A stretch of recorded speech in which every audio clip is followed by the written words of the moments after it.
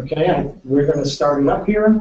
I'm Henry Whitaker. I'm the PA for the Florida chapter, and tonight's speaker is Nancy Stroud, who is an attorney in AICP, and she works at both the section, the chapter level, and national level. I think you're still doing amicus curiae briefs on Supreme Court cases for APA National, and for years she's been on our legislative committee as well as law ethics, the chapter conference, and helped us with the course here for about a decade.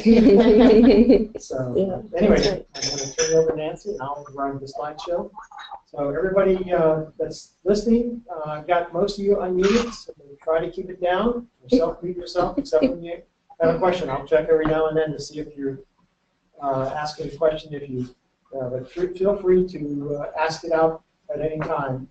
And if you can't get through to us, use the hand up signal, and I'll try to check that too.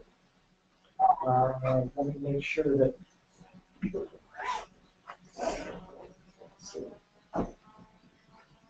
So everybody can see the screen, I guess, now.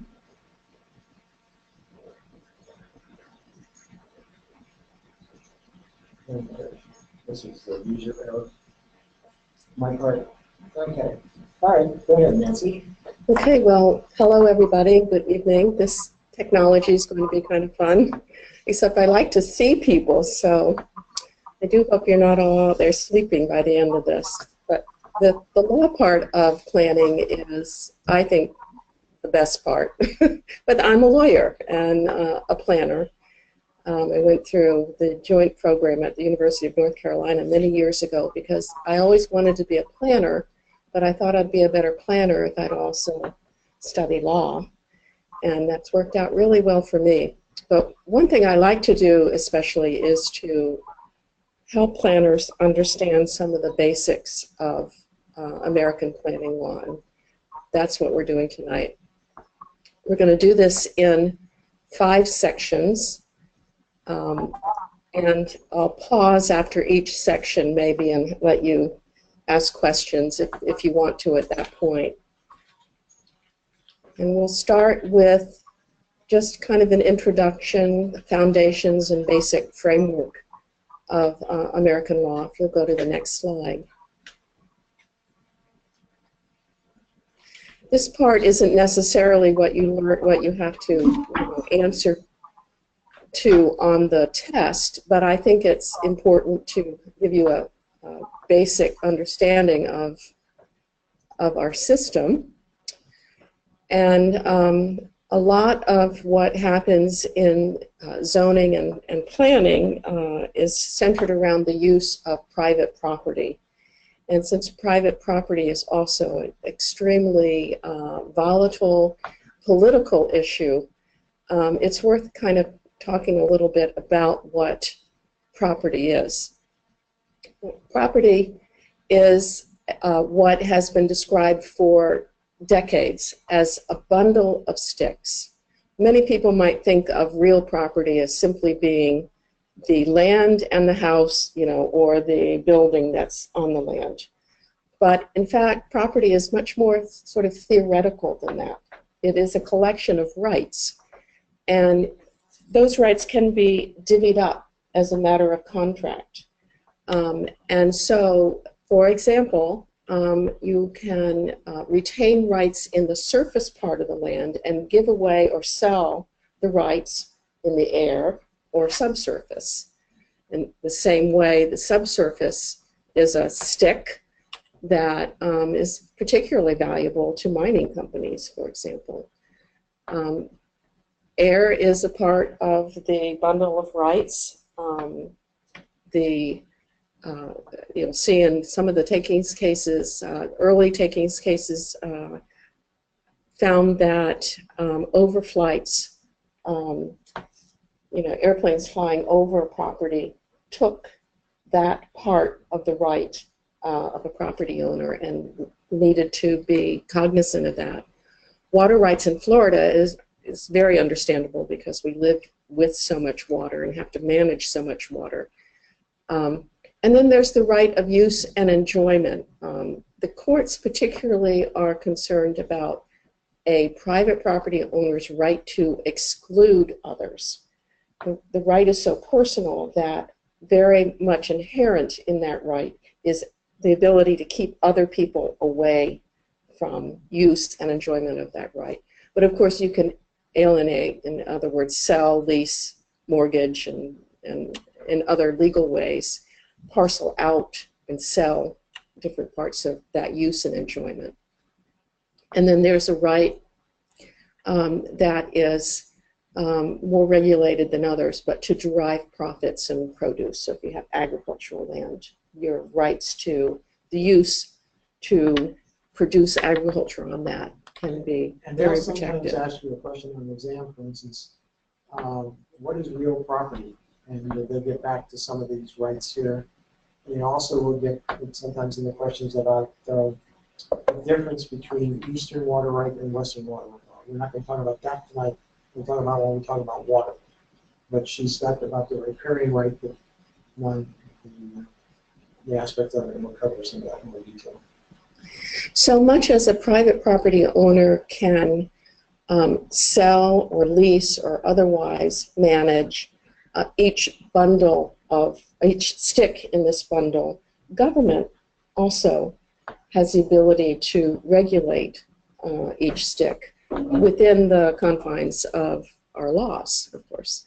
And I think it's worth mentioning that our legal system is not the only legal system in the world. We have a combination in the states of civil law and common law, civil law being what is enacted as legislation or regulation. Common law is the law that has evolved through the court system, through court cases. You might think of that especially as common law. And then Sharia law is another law that is based in, the Muslim faith. So we have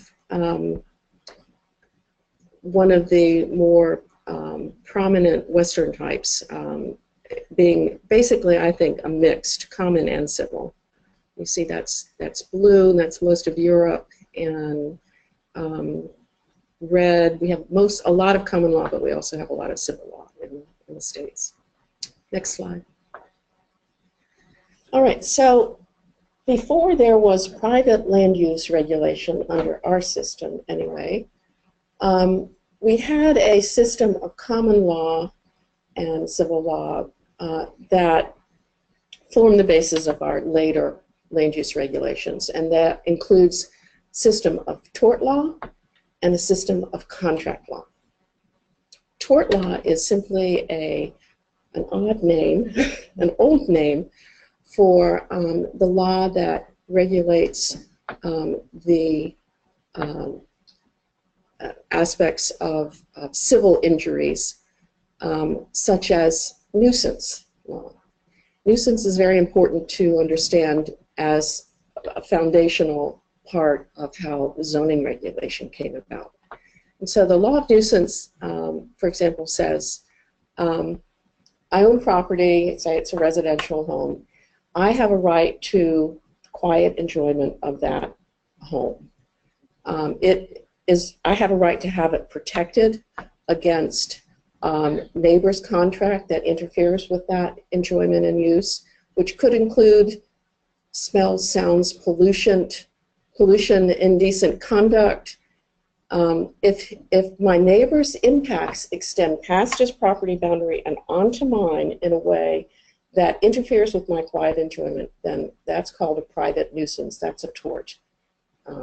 In another way, there are such things called public nuisances, where a person's unreasonable conduct interferes with the public's right to safety, health, comfort, and so on and so forth. So public nuisances are things like public drinking, prostitution, traffic obstructions, environmental pollution, and that it's a little bit different than criminal actions, because for both private nuisances and public nuisances and torts, the remedy for someone who is being damaged because of the conduct, the nuisance conduct, is in private nuisance money damages. You can be paid, or would be required, your neighbor would be required to pay you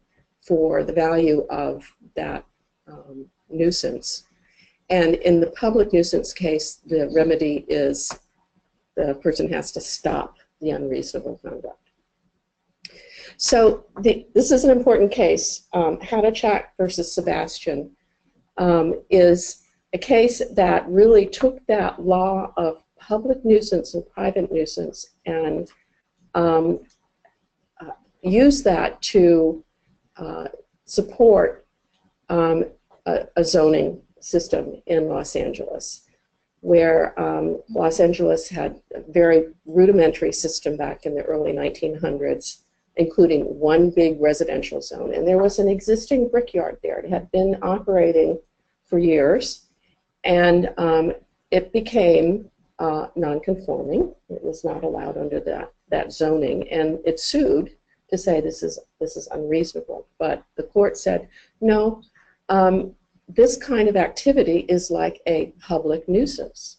Even though rezoning it reduced your value substantially, you have no right to maintain a nuisance. And so the zoning ordinance was accepted as valid.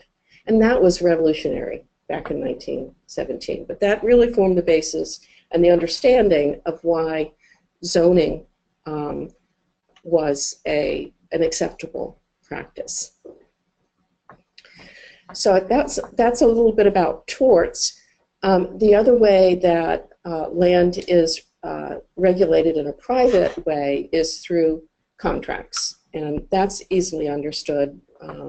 When you think of the concept of easements, for example, where a private owner can contract to allow a use by someone else on his property through a legal document, and that regulates that private land, but it's really a matter of person to person without the government generally being involved.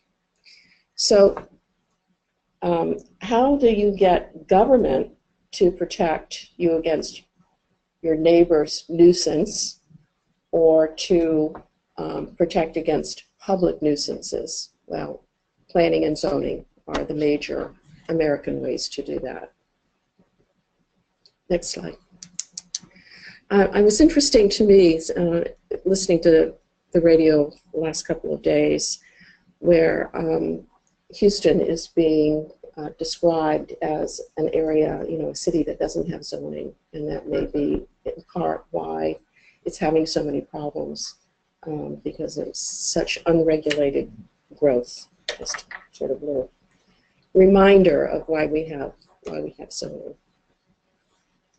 We had places in Florida that didn't have zoning until we got the comprehensive plan law in the 80s.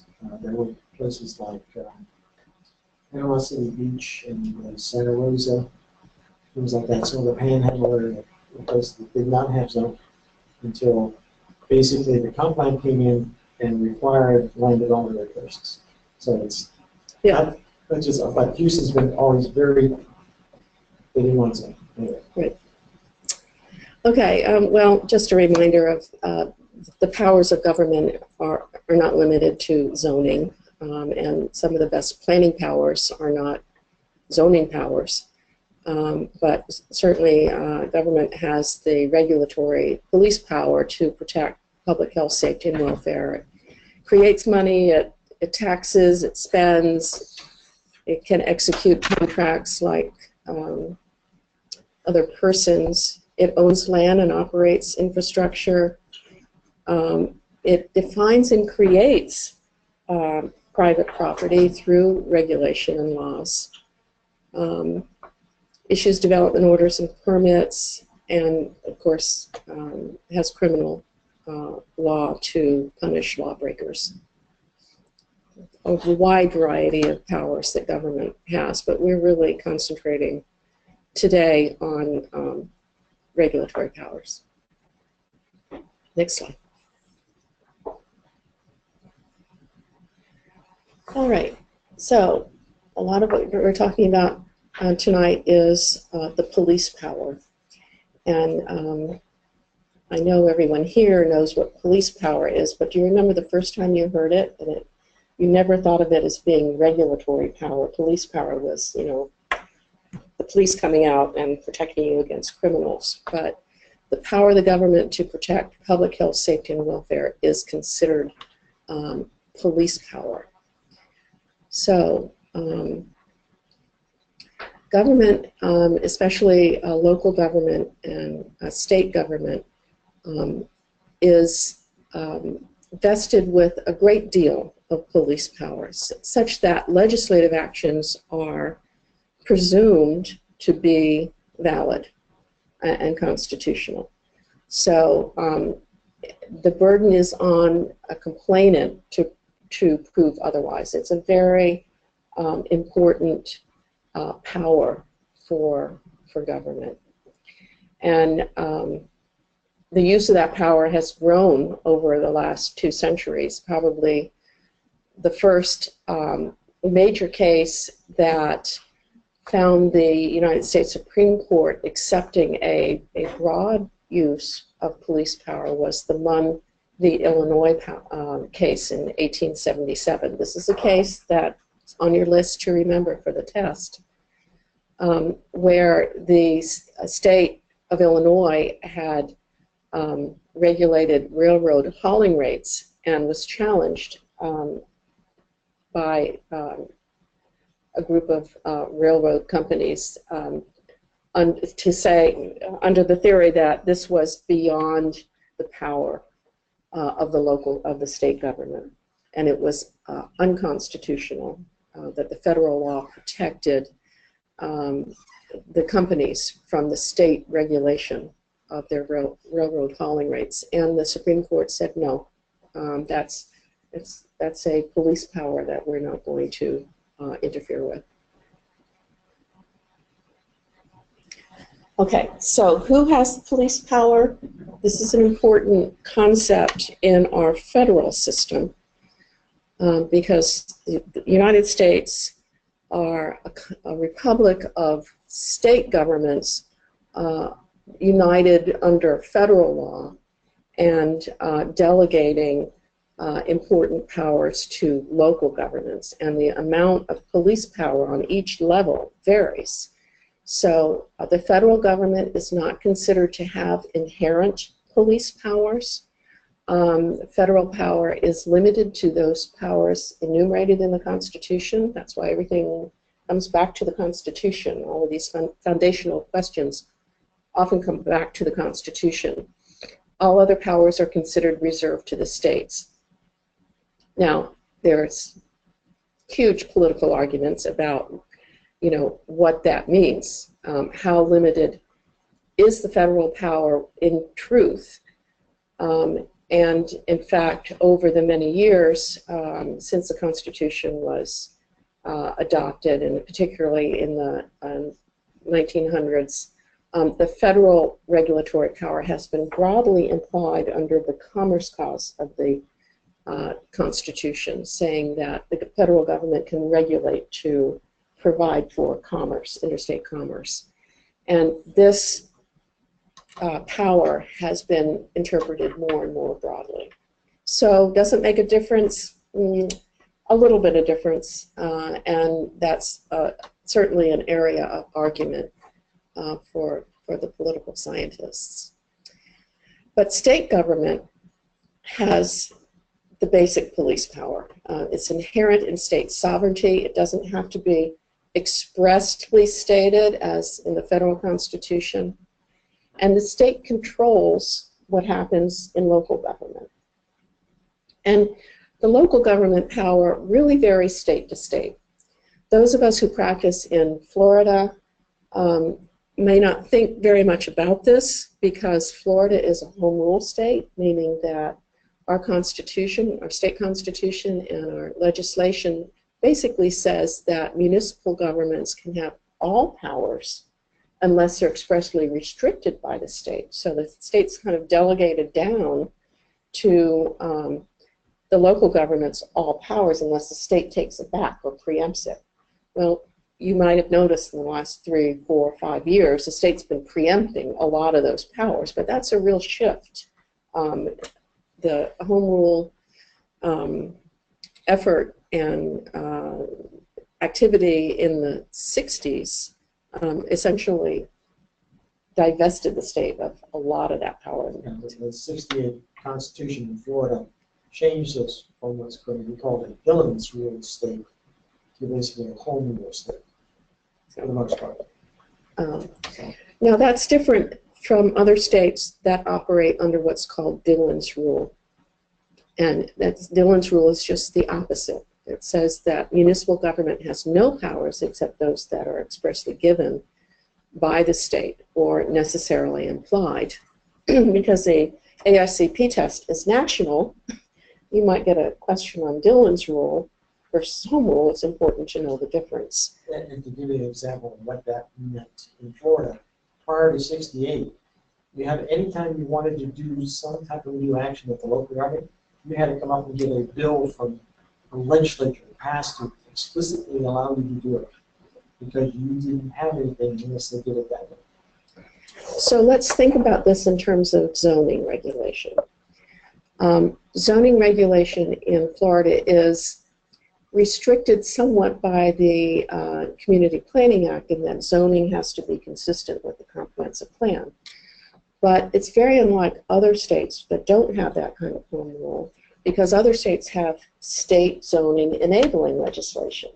And you'll remember from your zoning and planning history that a model state zoning enabling act was promulgated back in the 20s by the chamber. The commission that was headed up by Hoover. It really came out of a kind of chamber of commerce effort, the business community.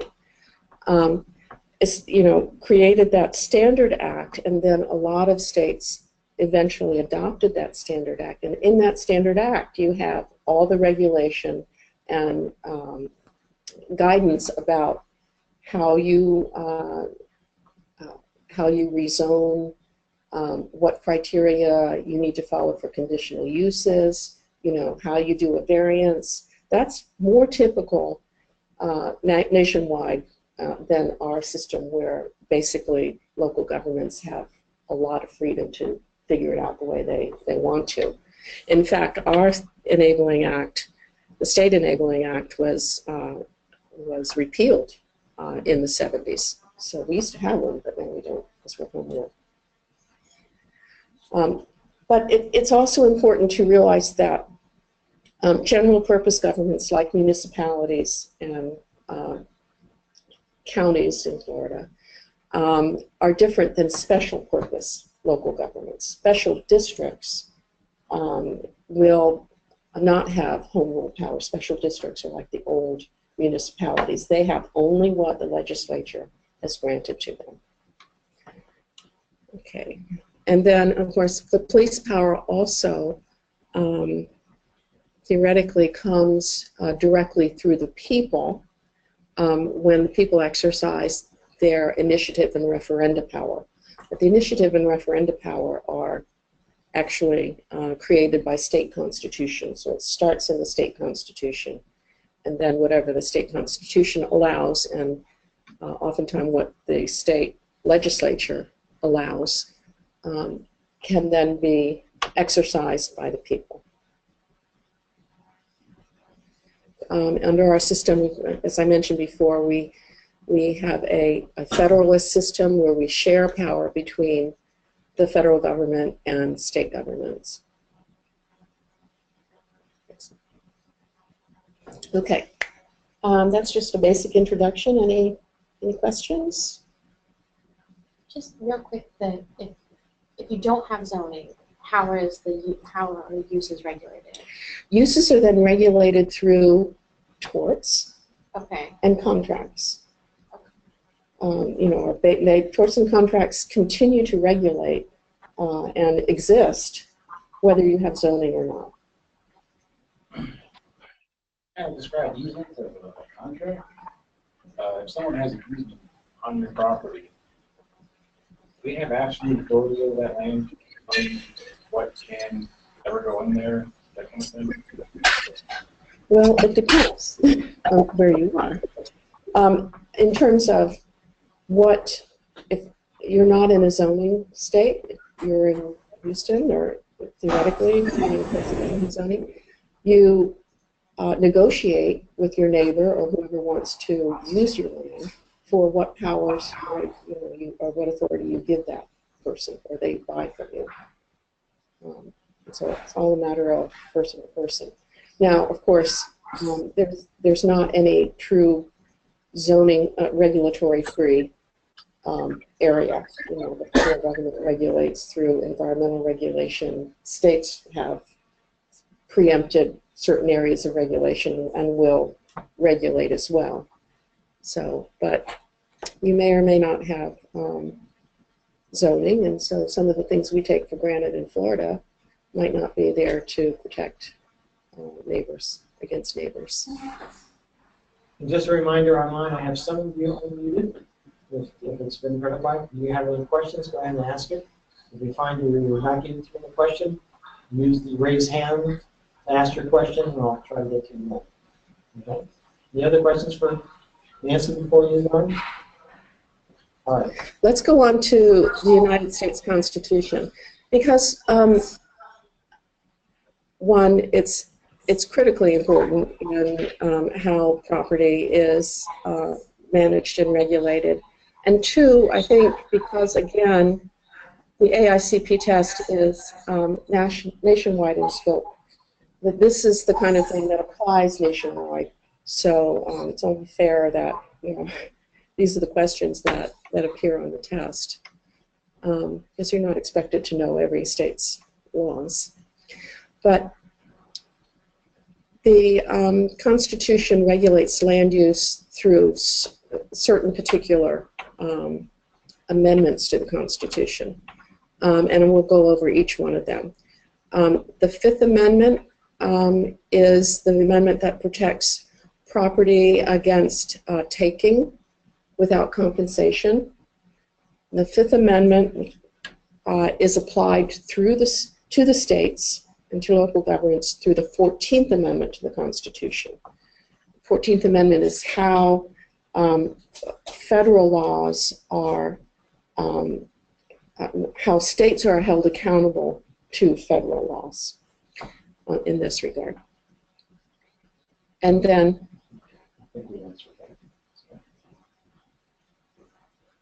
okay. So we'll go over takings a little bit later on. Also, the Fifth Amendment through the 14th Amendment provides protection so that those who are similarly situated are similarly treated. That's our equal protection guarantee. And again, the Fifth Amendment also provides for protection for a person's procedural and substantive due process. So the Fifth Amendment is incredibly important through the 14th Amendment. And then the First Amendment, which is our freedom of speech amendment, helps us regulate things like speech, including sign regulations and conduct, adult conduct, and religion. So we'll go over each one of those. Okay, just one comment real quick. We did have a question about will these be available later on. The slide presentation and the webinar will be placed on the FTP site later on. That's the good news. The bad news is we were in the process of switching servers on Monday, and the server went down. And unfortunately, the host company that helps us fix our problems is in Houston. So we don't know how long yet, right, it's going to take. If it's going to be down for a while, we're going to find another way, maybe with Facebook or something else to at least put the webinars up, but not all the other materials. But I'm sure they'll resolve this sometime soon. So that's good news. So All right, so what do these amendments actually say? They're part of what we know as the Bill of Rights. Hope everyone knows that. Amendments 1 through 10 were the first set of amendments that were established in the Constitution as the Bill of Rights. And the First Amendment, again, protects freedom of religion and protects against the establishment of religion, and protects free speech and the right of persons to petition the government for redress. The Fifth Amendment says that persons may not be deprived of life, liberty, or property without due process. And due process, as you'll see later, is really substantive due process and procedural due process, two different kinds of due process. And then the Fifth Amendment also protects against private property being taken for public use without just compensation. The 10th Amendment, again, is how the police power is vested in the states. Power is not enumerated in the federal Constitution or reserved to the states. Next slide. And then, as I'd mentioned before, the 14th Amendment, which came after the Civil War, was the amendment by which the states are required to enforce the federal rights. So the 14th Amendment says that no state shall make or enforce any law which will abridge the privileges and immunities of the citizens of the United States, nor deprive any person of life, liberty, property without due process, or deny equal protection. And we had a question, by the way, about which states are Dillon's Rule states. I don't remember off the top of my head, but I know if you do a quick search on Google, Dillon's Rule, it'll tell you which ones are still Dillon's Rule state, but there are some. Most data that I've seen says that the majority of states are now home rule states. Yes, that's the more modern and progressive way to operate. And I think Dillon's Rule actually, if I'm remembering correctly, originated out of Virginia case law. Okay, so what is a taking? A very important topic. Hopefully you have some understanding of this because it's really a very topical issue in land use.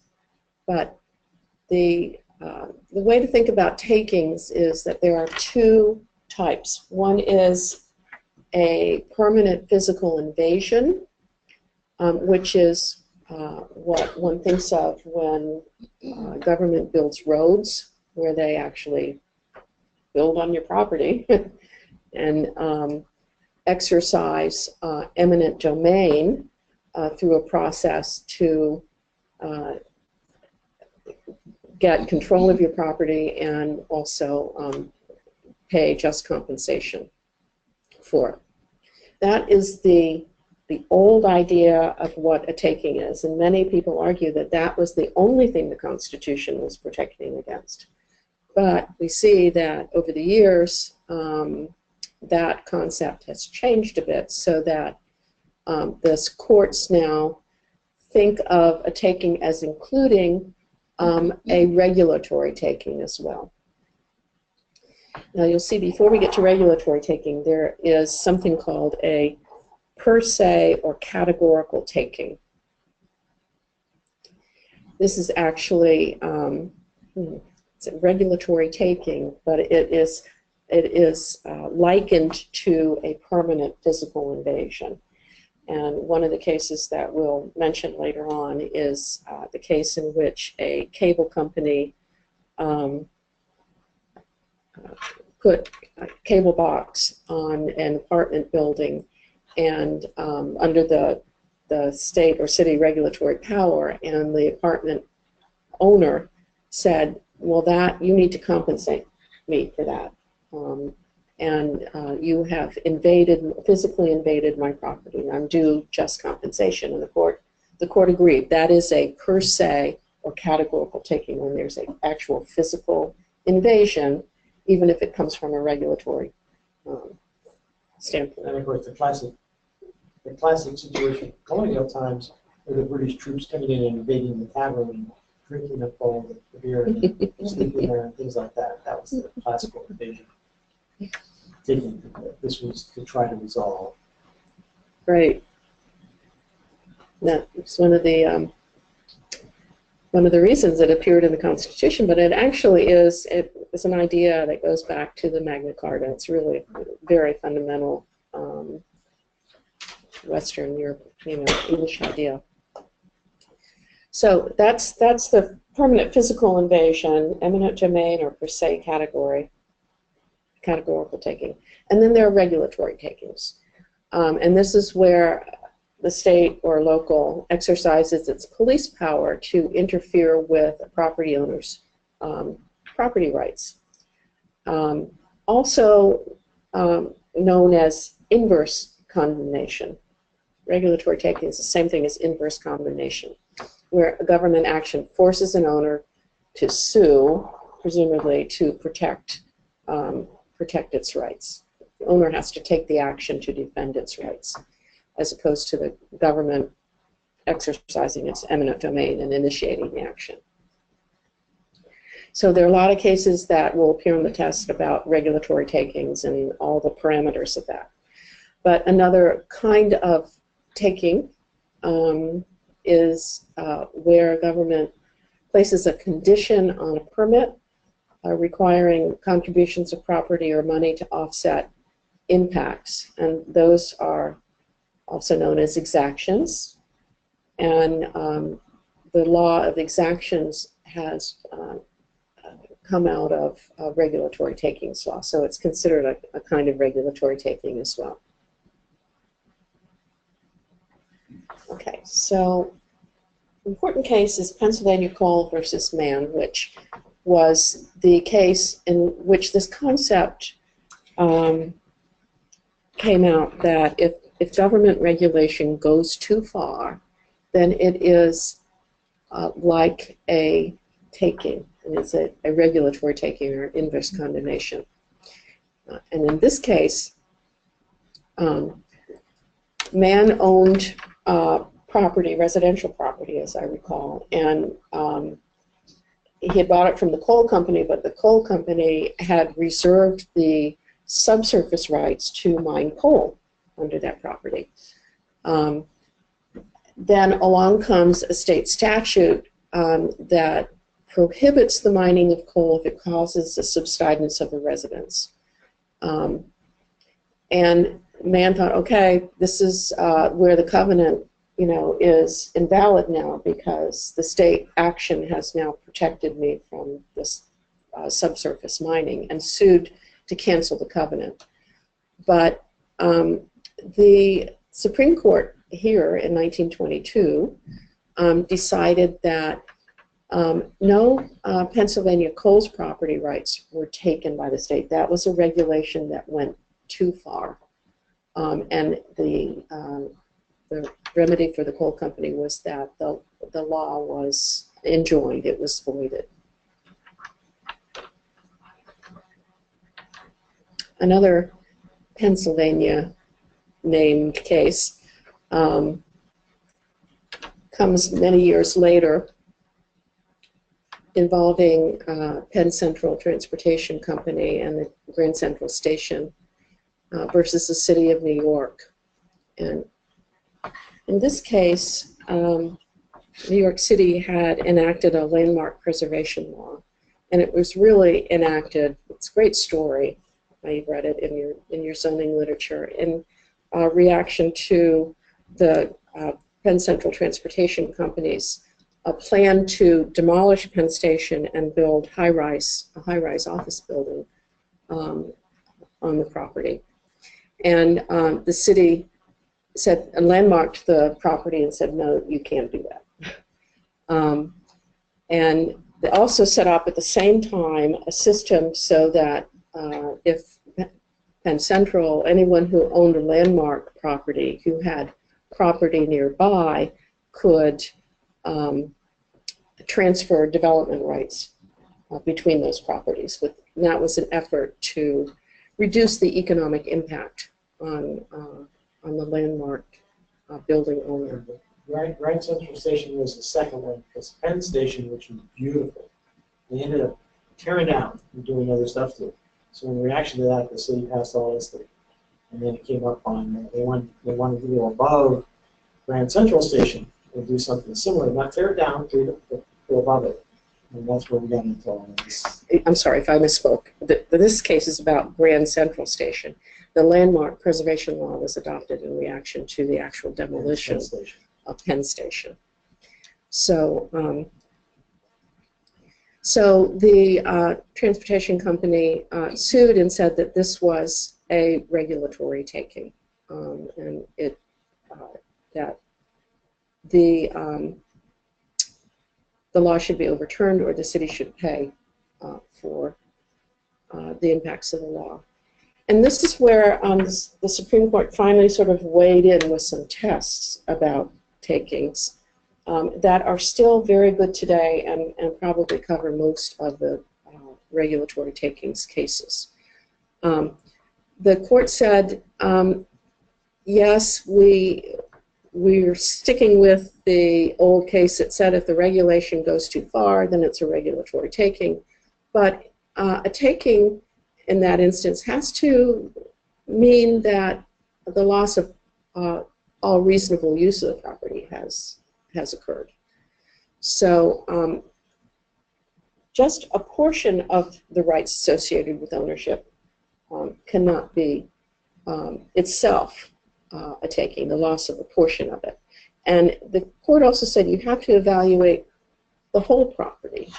You can't separate these bundles of sticks and say, okay, you took my air rights, you have to compensate me for the air rights. You have to look at the air rights with the surface rights and all the other rights that inhere in the property.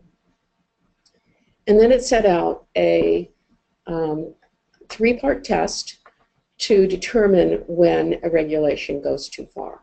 And the three criteria that the court looks at will be whether the owner had a reasonable investment expectation of the use and value of this property.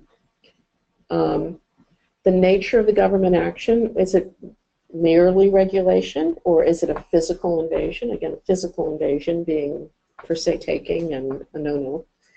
And the degree of diminution in the value. Was it a partial loss or is it a total loss?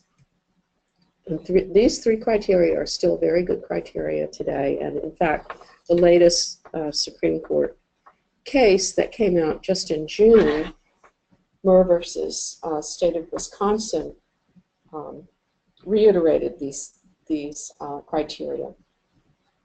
I think that case, the Murr case, is probably too recent to be on your test, but it's a very interesting case, and the APA actually did submit an amicus brief to the Supreme Court on that case in support of the state and the local government being able to regulate substandard lots, so that if two substandard lots were adjoining one another, property owners cannot build two different buildings, but they have to merge the property and make a standard lot and build one property. The challengers to that regulation said, well, we actually have two different platted lots, and you should really look at each lot separately. What is the relevant parcel of each platted lot? That's what our expectation was, that we would have ability to build on those lots. But the court went back and said, no, the whole property has to be looked at, and you own two adjacent properties. And that is something, this merger doctrine is a government action that's been well established, the regulatory process. It's been well established for many, many years.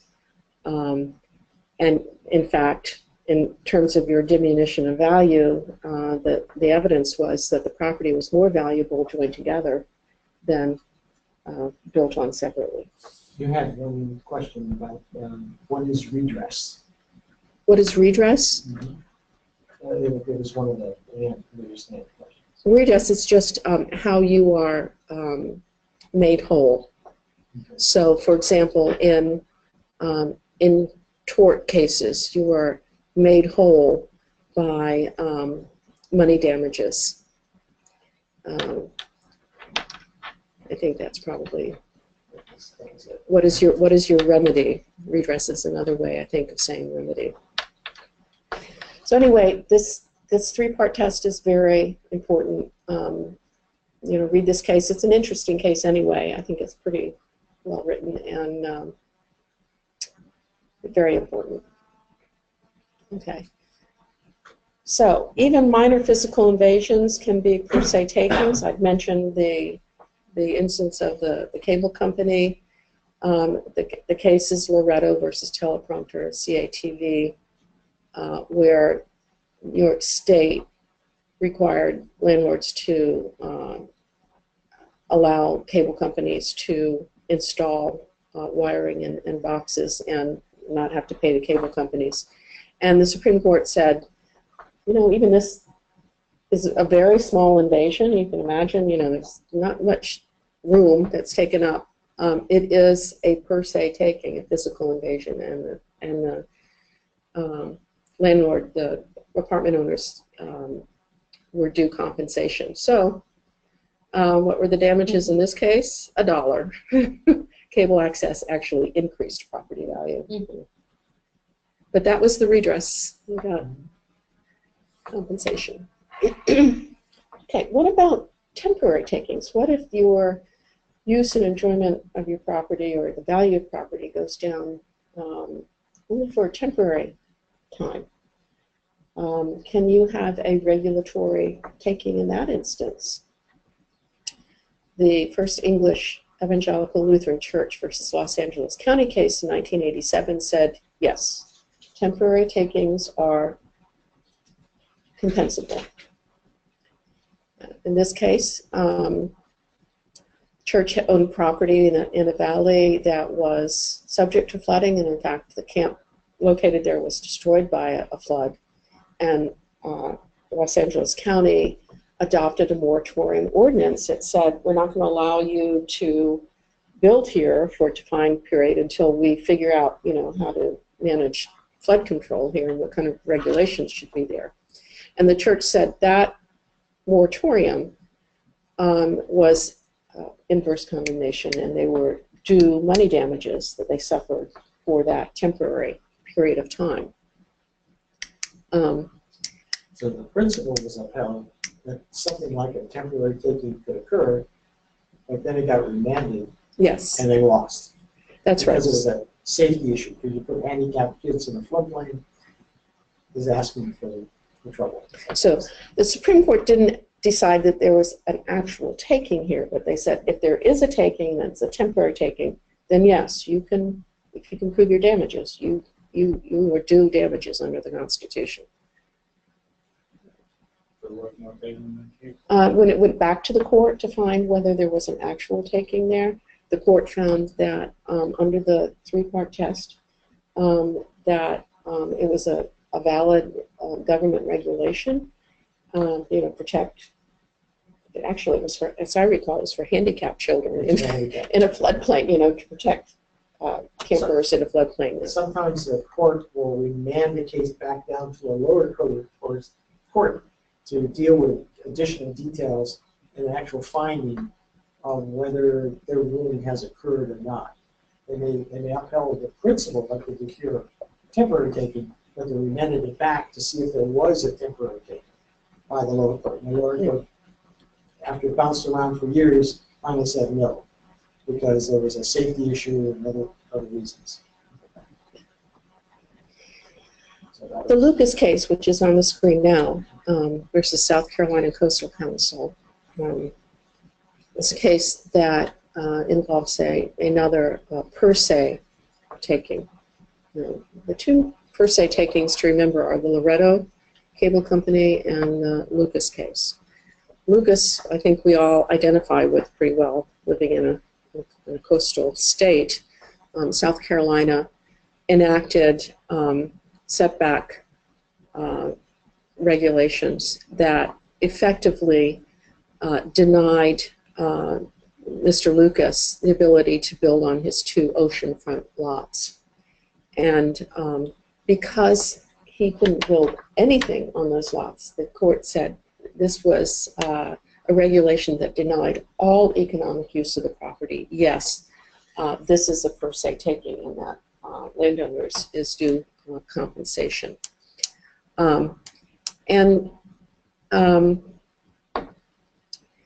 The state made a number of arguments, including the fact that this is a very dangerous place to build. Just the other base. The underlying justifications are extremely important and justify it, but the court said no. There's no economic use. That's a compensable taking. Of course, on a remand, the case gets pretty interesting because the state actually bought those lots and then sold them back for development. Yeah. And there are houses in those lots. The last time I saw. Then there's a whole line also of houses, and these 2 lots were undeveloped.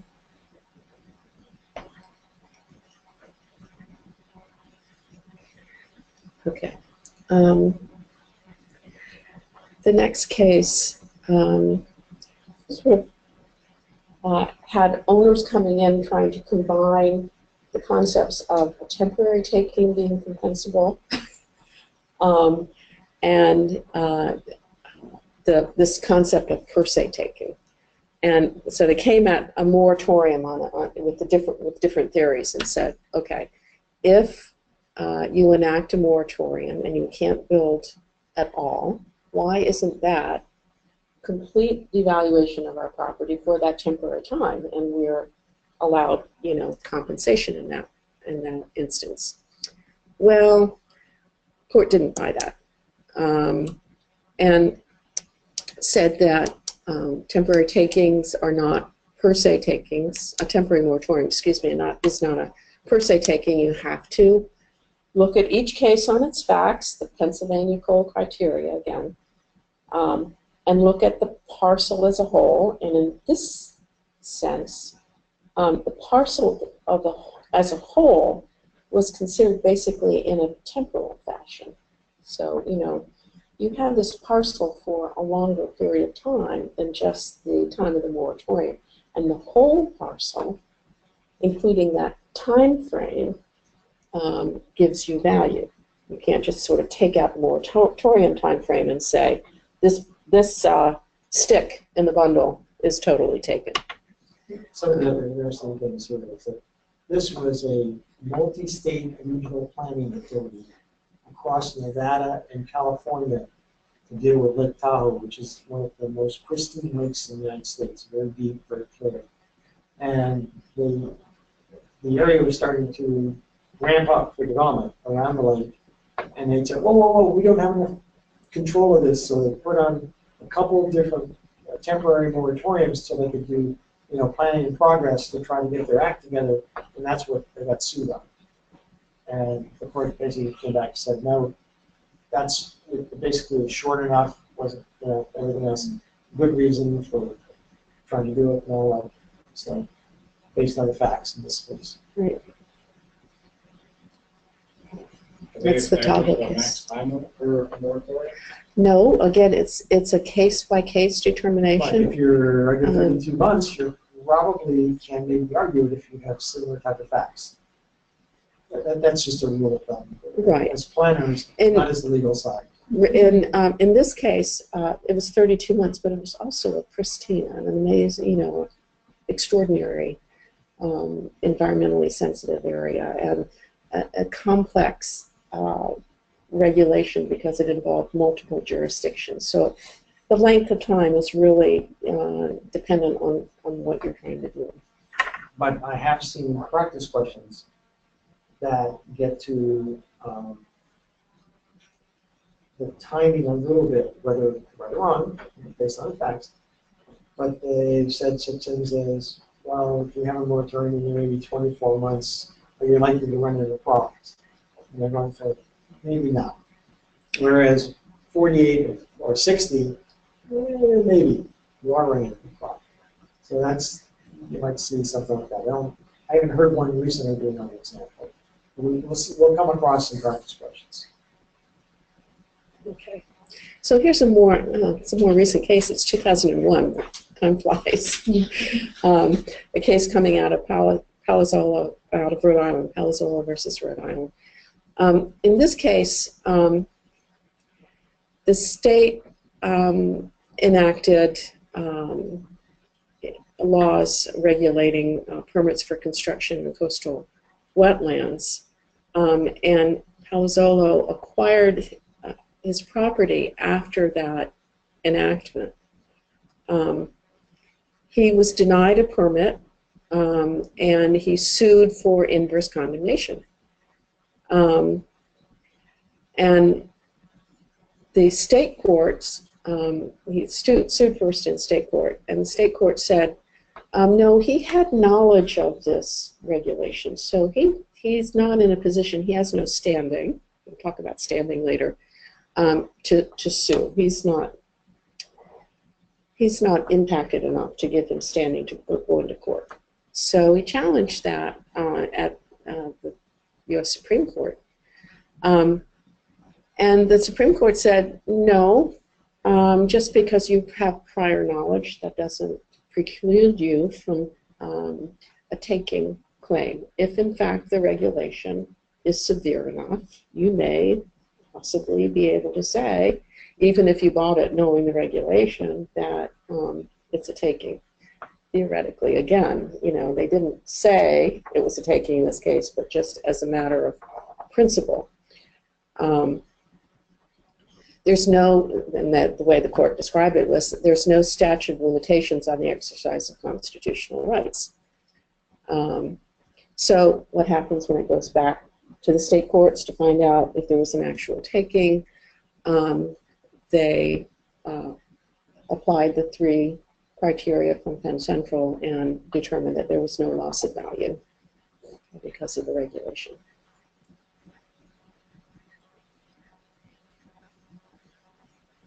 All right, so let's veer a little bit into redevelopment and how these concepts apply there. Berman v. Parker is a very early case, 1954. This, I think, is a constant in the test, right? Mm-hmm. Where it comes up over and over. Where the court upheld the District of Columbia's ability to take private property or regulate private property that was blighted for aesthetic and redevelopment purposes. So it upheld the ability to regulate for urban renewal, not just for putting infrastructure in, which is your typical eminent domain purpose. So aesthetic and redevelopment purposes were upheld here as a valid basis for redevelopment. Basically, there was a larger and then Washington, D.C. came in with a plan to redevelop this area. And they said it's blighted for that purposes. So there's one owner that says, I'm not blighted. I'm a retail establishment. I'm doing well. But the court said, no. Overall, you're part of this plan, and we can take private. The government can take private property for a public purpose to redevelop it under having aesthetic and redevelopment. Now again, this is eminent domain, so the government compensated for that. It wasn't like an inverse condemnation, but they had a valid public purpose to use its eminent domain power. That's what the Berman case is about. So along comes Kelo many decades later in Connecticut, where another holdout in an urban renewal area challenged the condemnation of an entire neighborhood based on purposes for economic development and job creation, where she claimed there was no proof of blight or slum conditions. And in this case, they were taking her house where she resided. right, which is not unusual in eminent domain redevelopment. And I think in this case, it was also the case that the government had entered into a partnership with private developers. So it wasn't just the government, in a sort of HUD agency coming in and doing all the work. They were assisting a private developer to do that. And that was the little twist that's different than Berman. And the Supreme Court said, yes, this still fits into the Berman kind of justification that the action has a sufficient public purpose. It's very deferential to the government, even though private folks were involved. And this caused a huge, backlash among the states. And as a result, even though it's constitutional to do this, many state legislatures now restrict the ability of local governments. I think it's like something like 47 or 50 or 50. Yeah. Yeah. And what it did here in Florida, for instance, is Riviera Beach and redevelopment plan. And the legislature passed a law that said if you don't get to this point by this date, you can't use eminent domain for this purpose. And Riviera Beach didn't make that date, and they lost all the ability to do the redevelopment plan that they were working on. So this was, the state government stepping in and exercising its police power, preempting local government. And the property rights people have preserved her house in a separate location as a model for private property rights type arguments. And apparently there's a movie about it too. Yes. Next one. So, anyway. Next slide, please. Well, let's move into the exactions law, which is something that fast-growing states like ours and local communities are constantly having to be careful about and aware of. And exactions law really is based on two important cases, the Nolan case and the Dolan case. And those two cases establish the two tests for determining whether an exaction is constitutional. So in the Nolan case, this came out of California, where the California Coastal Commission permits coastal development. And as part of that program for many years, California has conditioned permits on various things, but importantly on helping to provide public access to the beach. That was a very big policy direction in California. And so when Nolans wanted to demolish their bungalow and erect a larger house, the commission said, sure, we'll give you a permit, but you have to provide an easement for lateral public access along the beach. In other words, parallel to the water along the beach, you have to allow for public access. And the Nolan sued on that and said that this was a taking, an inverse condemnation of their property. And the Supreme Court agreed. They said in a case where a government conditions permits on the provision of easements like this, the exaction must demonstrate an essential nexus to a legitimate state interest. It must really further the interest that the government is saying the exaction's purpose is. So the Supreme Court said, what was the condition here? It was to provide access along the beach, but the justification that was given by the commission was they want to provide a view of the beach from the road. And the Supreme Court said that makes no sense because that easement's not providing a view from the road. So the court also said, in something that changed the burden of proof, that it's not the challenger that has to prove the government wrong, but in the exactions case, the burden is on the agency to justify this nexus, essential nexus. So let's go on to the second case, because exactions continue to be litigated, and the next case was Dolan versus City of Tigard, which is in Oregon. Tigard or Tigard, I've heard it pronounced both ways, but I have to talk to someone from Oregon. I'm home worship, not in this case, a property owner who owned a drugstore, also called a plumbing store, I guess they did both, wanted to expand the building, and they were located along an area that was floodplain, and the city had adopted a greenway plan to provide a bike path and a storm drainage area along the boundary and along the property of the drugstore. And so it said, yes, you can expand it, but you have to provide this easement for the bike path and the storm drainage. And eventually it made its way up to the Supreme Court, and the Supreme Court said, well, it does sound like maybe this the Nolan test was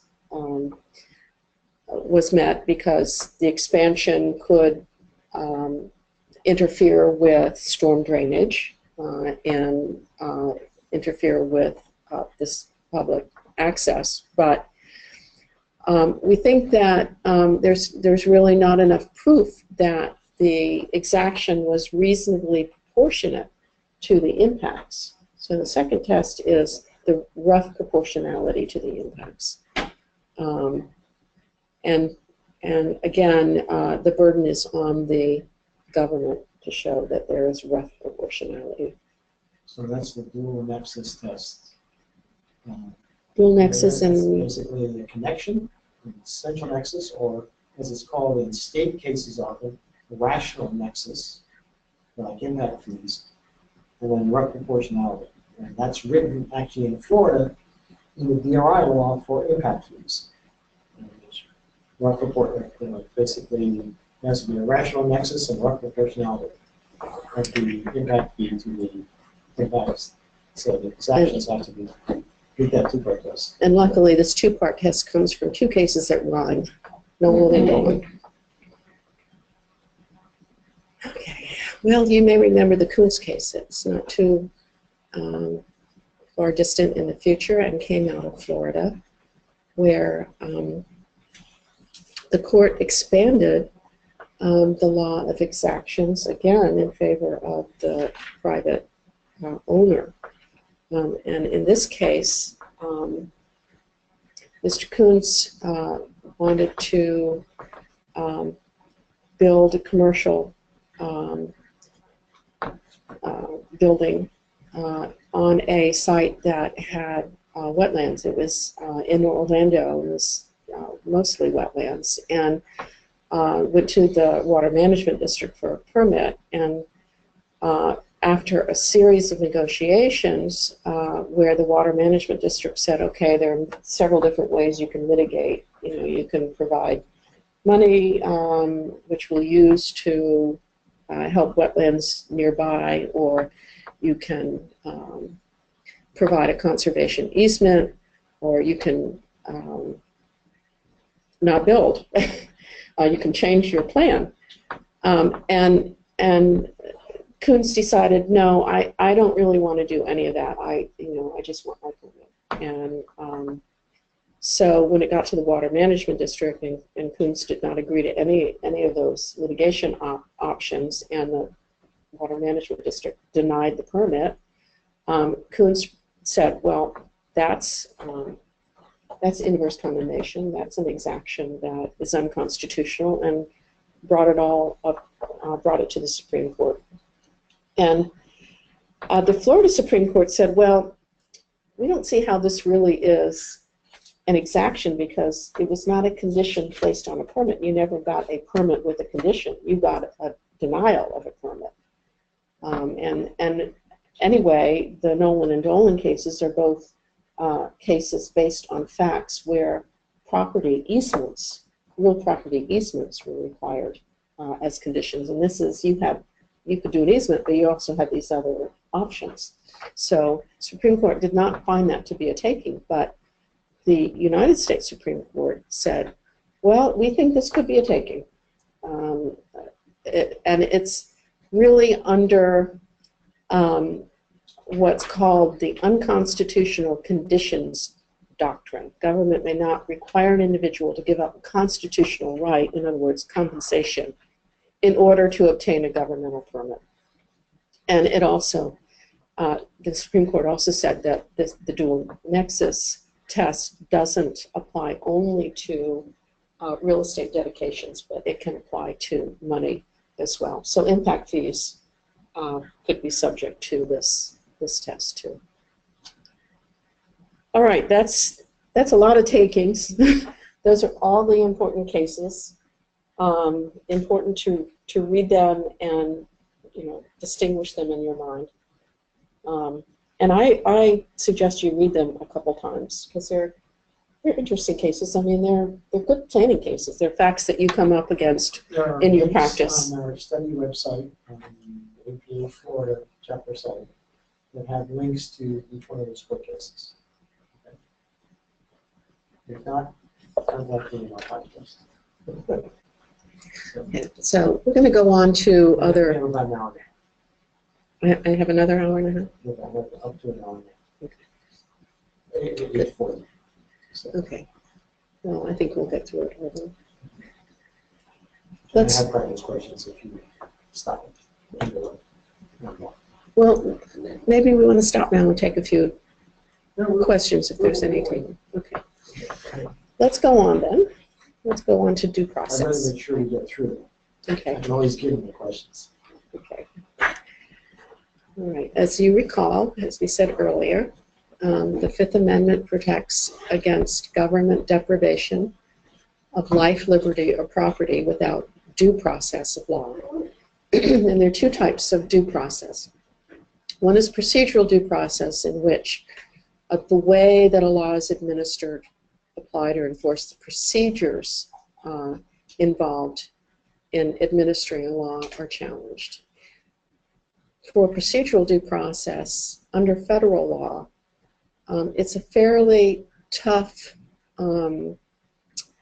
violation to prove, because what the courts say is that you have to be provided notice and an opportunity to be heard by an impartial tribunal.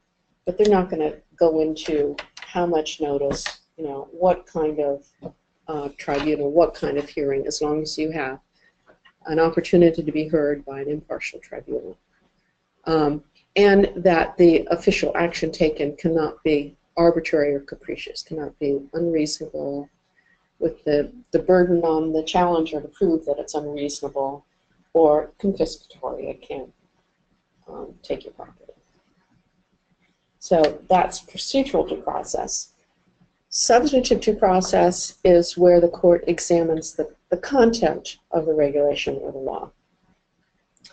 And again, this is a hard challenge for persons to bring, because under at least the federal cases, the court looking at economic regulation, and zoning is considered to be a kind of economic regulation, will apply a low level of scrutiny. They will only look to see if there is a rational basis or conceivable rational basis for the government's action. So the proof is that it has to be totally arbitrary, no reasonable or even conceivable reasonable basis in order to be challenged under due process. And so Euclid v. Ambler, which is the case that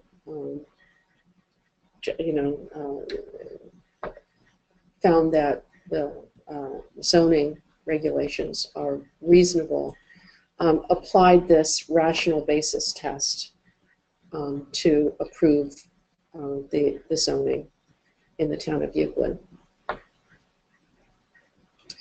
Okay, now for other types of regulation that involve personal liberty, the court applies a somewhat stricter test, and that's called intermediate scrutiny or strict scrutiny. Intermediate scrutiny isn't used very often. There are a couple of cases that involve intermediate scrutiny where, say, disabled persons were regulated in a way.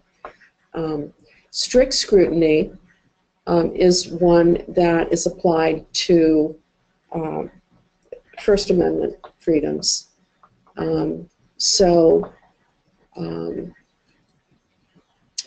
Regulations of signs or freedom of expression are given strict scrutiny, in which the government has to prove a compelling state interest and the most restrictive way to regulate. So you have this kind of continuum. Zoning and economic regulation, the lowest level of scrutiny; personal liberty, intermediate level of scrutiny; and strict scrutiny applying in First Amendment cases or amendments. There are some cases involving gay rights, definition of family, contraceptives, involving personal liberties that were subject to strict scrutiny.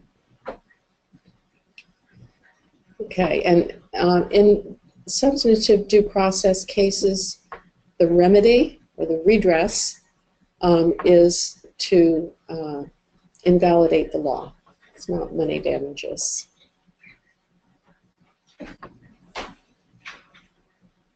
So here are a couple of examples of these due process cases. Excuse me.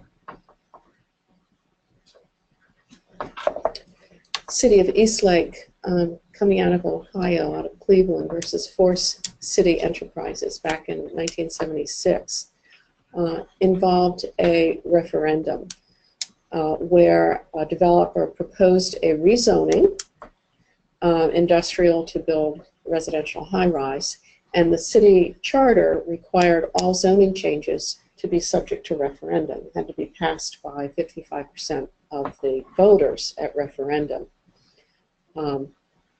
And in this case, the voters overturned the city council approval at referendum. And the developer challenged that referendum, saying that it violated the constitutional due process clause.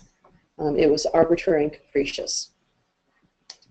In this case, for federal purposes, the Supreme Court said the referendum did not violate due process. It was not invalid because the state constitution reserves the right of referendum to the people. It's a legislative act, and as long as there's a rational basis for it, it will be upheld. Now, that doesn't mean that referenda are free and clear in all circumstances, because remember, referendum may not be unconstitutionally constitutionally invalid, but under state law might regulate the ability, or state constitutions might regulate referendum powers. And in fact, our legislature has limited the referendum power to not allow for referenda on certain kinds of development orders. Okay, let's go on. Moving on to equal protection and discrimination. The Equal Protection Clause says that you must treat likes alike to avoid illegitimate distinctions. In other words, that persons that are similarly situated must be treated similarly. Now, in looking at equal protection, the court, if it's a legislative action, will generally, again, use a low level of judicial scrutiny and only require a fairly debatable reason for enacting whatever regulation is being challenged. And that's most zoning regulations. But if discrimination is based on fundamental rights or protected class, then the court veers into a strict scrutiny standard. And if the court applies strict scrutiny, the regulation is over. As soon as you see that the court says the government has to prove a compelling state interest, there are very few cases that the state can win under that strict scrutiny. So the kinds of classes that protected classes that are involved here are classes based on race, religion, or national origin. And in the case of handicapped persons or sexual minorities, the court has applied the intermediate level of scrutiny.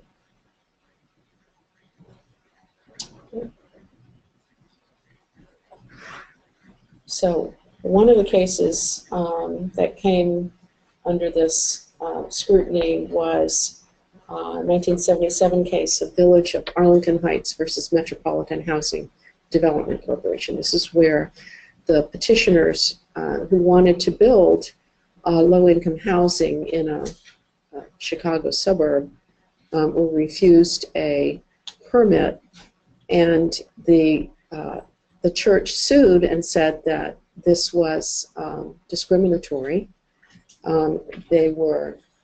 It involved a racial distinction, and so it should be subject to strict scrutiny, and that village's refusal should be overturned. But the Supreme Court decided that in the context of racial discrimination, the Equal Protection Clause was not violated merely by the showing of a negative racial impact. In fact, to show discrimination, the plaintiff has to show proof of discriminatory intent, which is very difficult to do unless you have a village council that's entirely out of control and making outrageous statements. It's important to remember, however, that even though there may not be a constitutional violation in this kind of circumstance, the Fair Housing Act, the Federal Fair Housing Act, does protect against negative racial impacts. So the church might have been able to show discrimination under the federal act, if not the federal constitution, if they could show a negative racial impact. Were those commissioners ever get questioned as to why they voted a certain way on the rezoning? Like, would they say, I didn't like the number of units, the size of the units, didn't think residential was right for that area? Well, what they didn't say, apparently, was, I don't like those people. Because they're black. Yeah. The case was brought showing that it had a negative impact. It wasn't brought showing that the council had made racially discriminatory statements. And the court said that's not enough. We have to show intent. There have been cases where actual councilmen have actually said racial type of statements about why we're not going to let them in. And that can be evidence in a case under equal protection. Well, not only that, but they open themselves, they use their protection and open themselves to civil rights violations as well. Right. Especially after this. Regarding. Right. One of my favorite dormitories for rats. So Belterre, this was a Long Island town that thought it was undergoing a lot of negative impact from student housing because students were going into single-family homes and, you know, multiple students renting in student housing in residential areas that were single-family areas. And so they enacted a law to define family in order to prevent this, saying that you can't have more than two unrelated persons living together. And so the challenge was brought that was discriminatory, and the Supreme Court said, well, they're not really a protected class, you know, and government is entirely legitimate in regulating to protect single-family residential, the benefits of single-family residential neighborhoods. And under the fairly debatable standard, they upheld the regulation.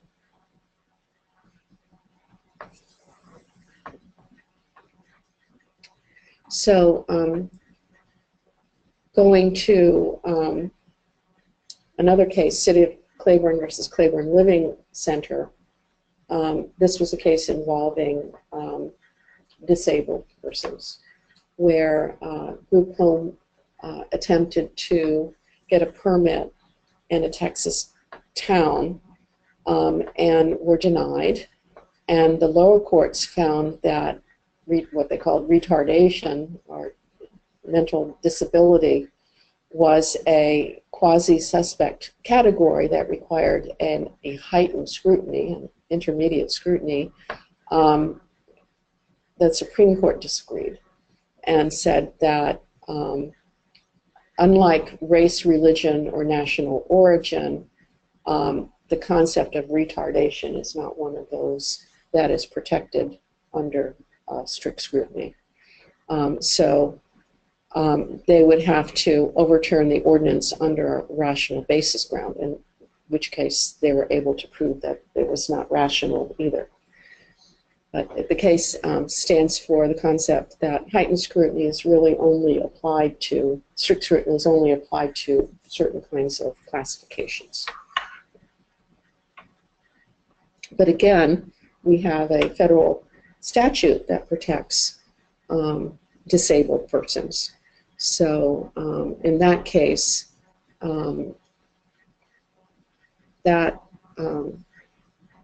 those persons can, which are deprived of their rights under the statute, can sue and use the Civil Rights Act of 1871, otherwise known as Section 1983, and if they're successful either under a constitutional claim or a federal statutory claim, that they can get money damages and attorney's fees for a successful claim.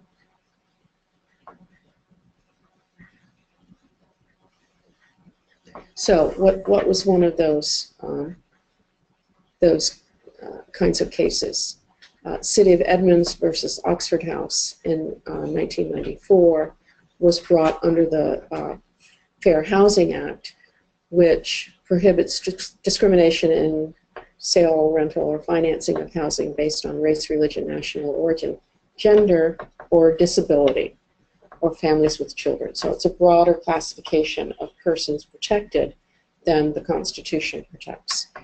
And in this case, Seattle had defined a family as a group related by blood, adoption, or marriage, no more than 5 unrelated persons. And group home, the Oxford House, which wanted to establish a group home for 12 adult recovering alcoholics, was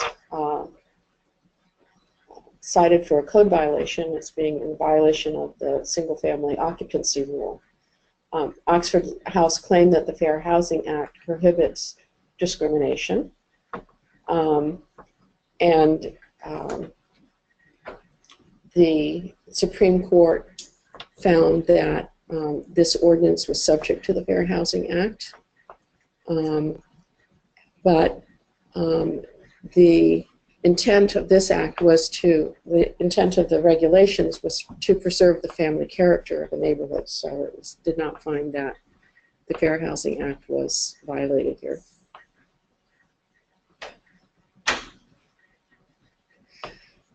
There are also some famous state laws that have received a lot of attention, and Mount Laurel is one of those state cases that you might find on the exam. All the time. It's interesting because it's really an outlier. It really is very particular to New Jersey, but under New Jersey law, established basically originally by the courts, local governments have to provide for a regional fair share of low-income housing, low and moderate-income housing. And if they don't do that, that's New Jersey court has said that they're in violation of the New Jersey Constitution. New Jersey enacted a series of legislative enactments after the first Mount Laurel decision to try to codify how you determine what a fair share is and make it a workable system. The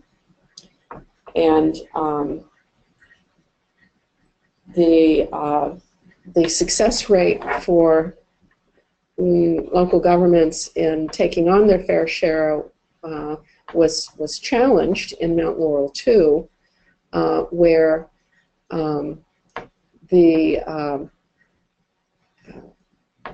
New Jersey Supreme Court decided that the state wasn't doing a good enough job. They were not really providing adequate fair share administration, and made it go back and adopt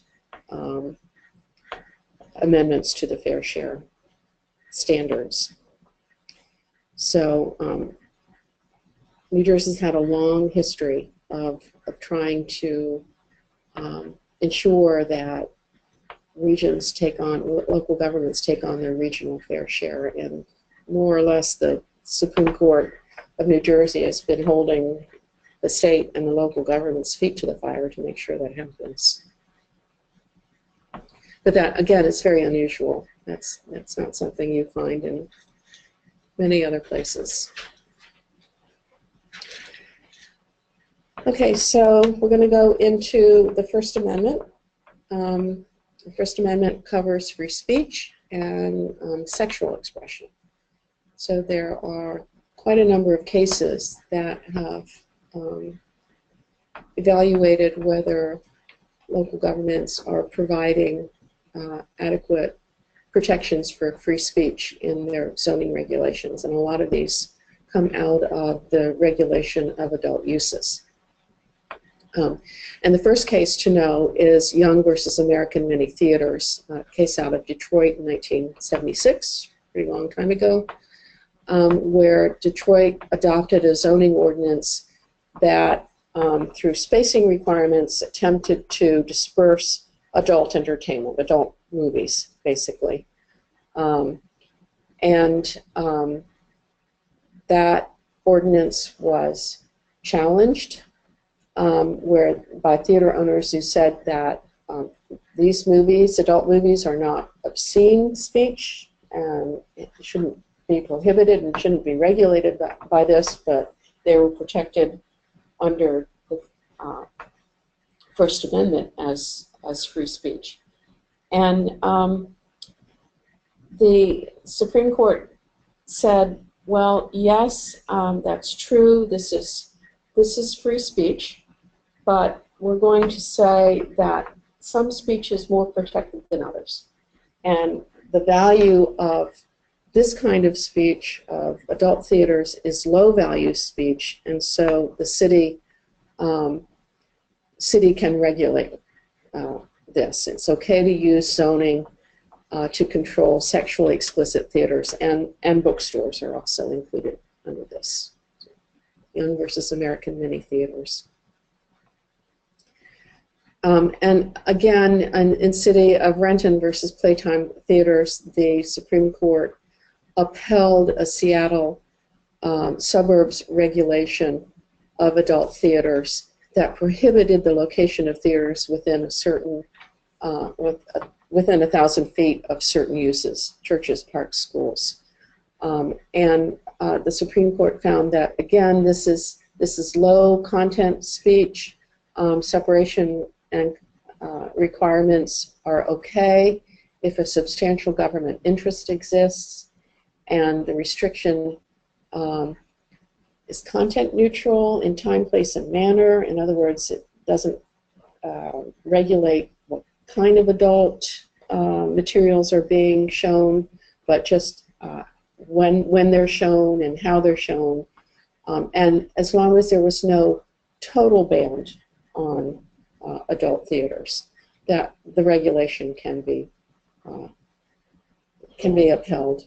If the city applies that 1,000-foot separation in the residential church, park, or school, and that winds up that there's no eligible spots in the city, they have to pull back that 1,000. That's right. That's right, because there cannot be a total ban. So you have to make room for just one in your town? Well, that's what a lot of the cases after this court decision we're trying to figure out. And you'll see, depending on the size of the jurisdiction, there are some cases that allow just one location. If it's a larger jurisdiction, then that might be different. And where it locates is not so much a concern of the courts. I mean, in a lot of local governments regulate these kinds of uses in industrial areas, or areas that are, not the most easily accessible, or not the prime areas. But as long as there are some areas, those regulations have been upheld. And if it is some areas and it's already developed, that's not a problem? No, it has to be reasonably available. Doesn't mean that it has to be vacant land, but reasonably available, and that's case by case.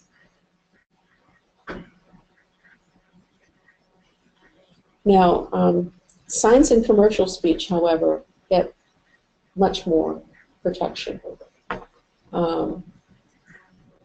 And so there are a number of cases that are important. The most recent case, which I can't believe the test would actually ask questions about. Time frame wise, it may. It may. We haven't heard yet. It's very recent. One example. But it's within that time frame that it couldn't have gotten hooked up. Okay. So, before Reed, the Supreme Court cases about signs basically said that commercial signs can be regulated more than other kinds of signs, like political signs. Commercial speech was not as valuable as other kinds of free expression that are non-commercial. The court had also said that you can regulate off-site signs. You can prohibit billboards, for example, and regulate them differently than on-site signs. And so they really depended on, or regulation was upheld when it regulated not the content of the speech, but the time, place, and manner of speech. So most sign regulations are constructed to respect those boundaries. So political signs or signs real estate signs for single-family homes where individuals are selling their homes. Courts upheld the ability of a for sale sign in your own particular residence. They've allowed political signs, you know, expressing your own political beliefs. So you can have a sign saying, get out of the UN, you know, and not be prohibited by local government from doing that. So along comes Reed versus the town of Gilbert, and it kind of changed the whole concept of how much the local government can regulate, and that's still being sorted out. So that's why I say I'll be interested if this actually appears on the test. But what Reed regulated was temporary signs, regulated church signs, for example. And Reed was a pastor of a church that did not have any particular location, and so they changed the locations and put up temporary signs before each service to show where they were. And temporary signs were regulated under the town of Gilbert for this use differently than other temporary signs. So political signs, which are temporary, were able to be bigger and able to be out, you know, in the public for a longer period of time. And other kinds of signs that were temporary were also regulated differently. And the court here said that you can't treat this sign differently than other temporary signs. That the full decision basically said this was an unreasonable distinction between temporary signs. But the decision written by Justice Thomas, which speaks for the whole court, also said that if you have to read the content of a sign to determine its purpose, then that was invalid. That you have to treat all signs without determining what their content is, which means it's very difficult to have a sign ordinance, because you can't really determine what the purpose of the sign is without reading the sign. You know, is it a real estate sign? Is it for selling real estate? You have to read it. It says for sale. You know, is it a directional sign saying this is where you go to get into the shopping center? You have to read it to know that. So that's why this is a very difficult. If you have to read the sign to determine the purpose, you can't make a distinction in the regulation. Right. You can.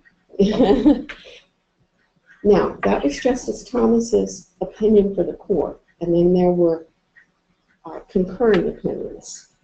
And concurring opinions said, well, we still think that this doesn't mean you can't regulate billboards differently than on-site signs. Exclude the graphic signs that No. cannot be read? What do you mean by graphic signs? Drawing or molding or something without any word. Well, that's a good question, because do you determine content based on the graphic? I think so. And there wasn't any discussion about that in the case, so we don't really know.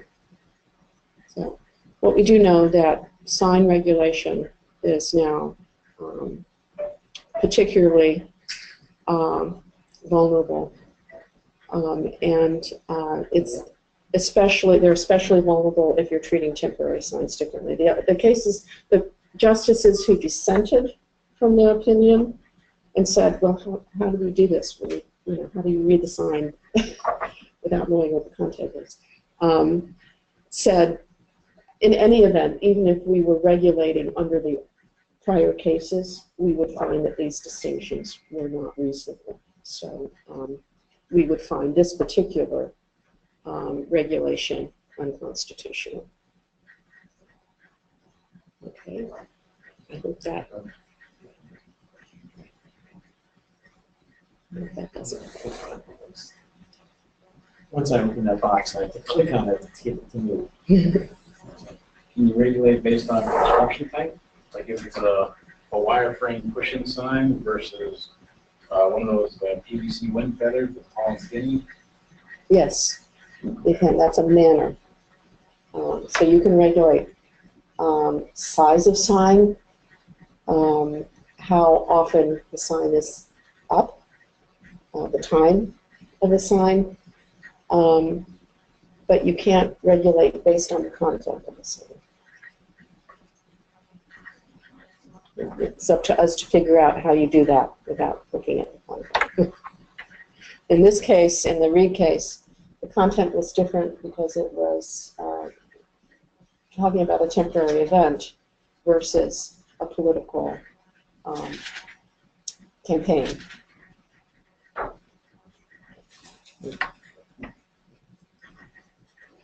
Well, let's go on to the other First Amendment protection, which is protection of free exercise of religion and protection against the establishment of religion. And we have a little bit less than an hour.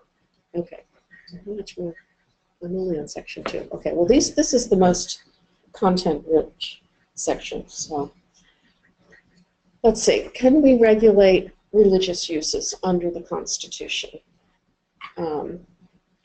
Well, let's look at a few cases. There is the case that challenged a regulation saying that it was a law that favored religion and favored the establishment of religion, and so it was invalid under the Constitution.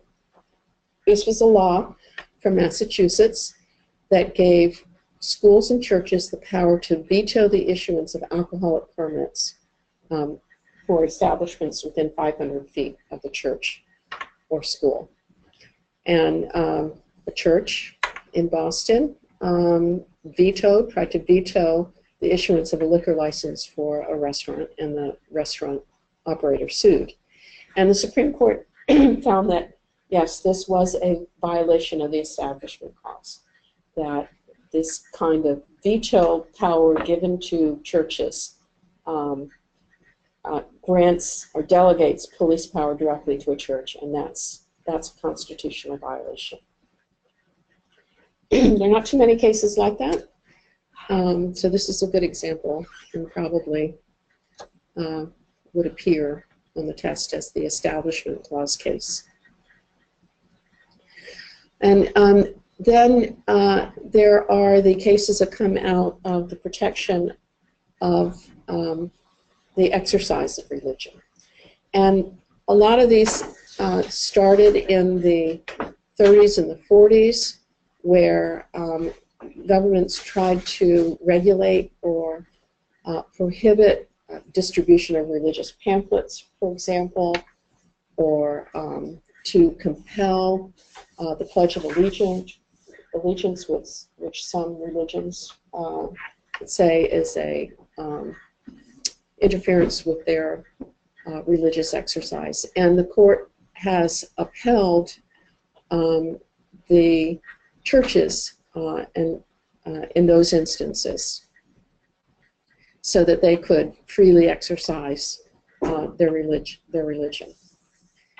And really, in this area of the law, the really important case is Lemon versus Kurtzman, which established a three-part test. The court likes three-part tests, if you haven't noticed, to determine whether a regulation was an excessive entanglement in religion. And the court said if a regulation is being challenged under the First Amendment, then we're going to look at three things. We're going to look at whether the regulation has a secular purpose.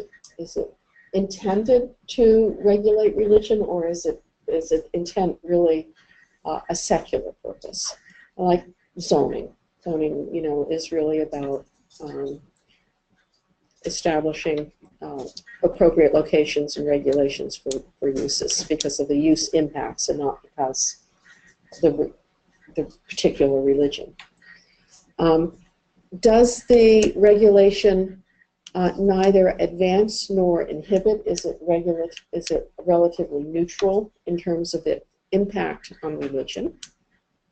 And is there an excessive government entanglement in the religious exercise? And using those three tests, a number of cases have been evaluated. And for example, one of those cases came out of Hialeah in 1993, where a city ordinance banned ritual animal slaughter, which in this case came out of a practice that was central to the Santeria religious practice, but made an exception for Jewish kosher practices.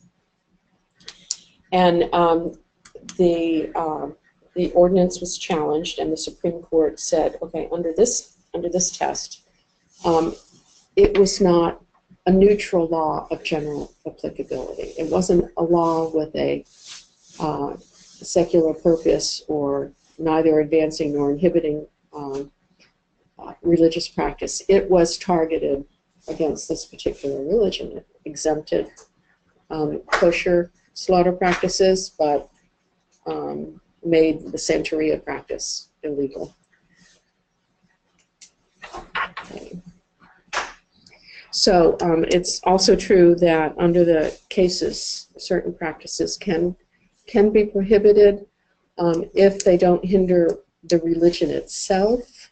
So the court looks into whether it's truly religious, an expression of religion, or whether it's just basically a more cultural practice associated with the religion. The Supreme Court struck down on Hialeah law.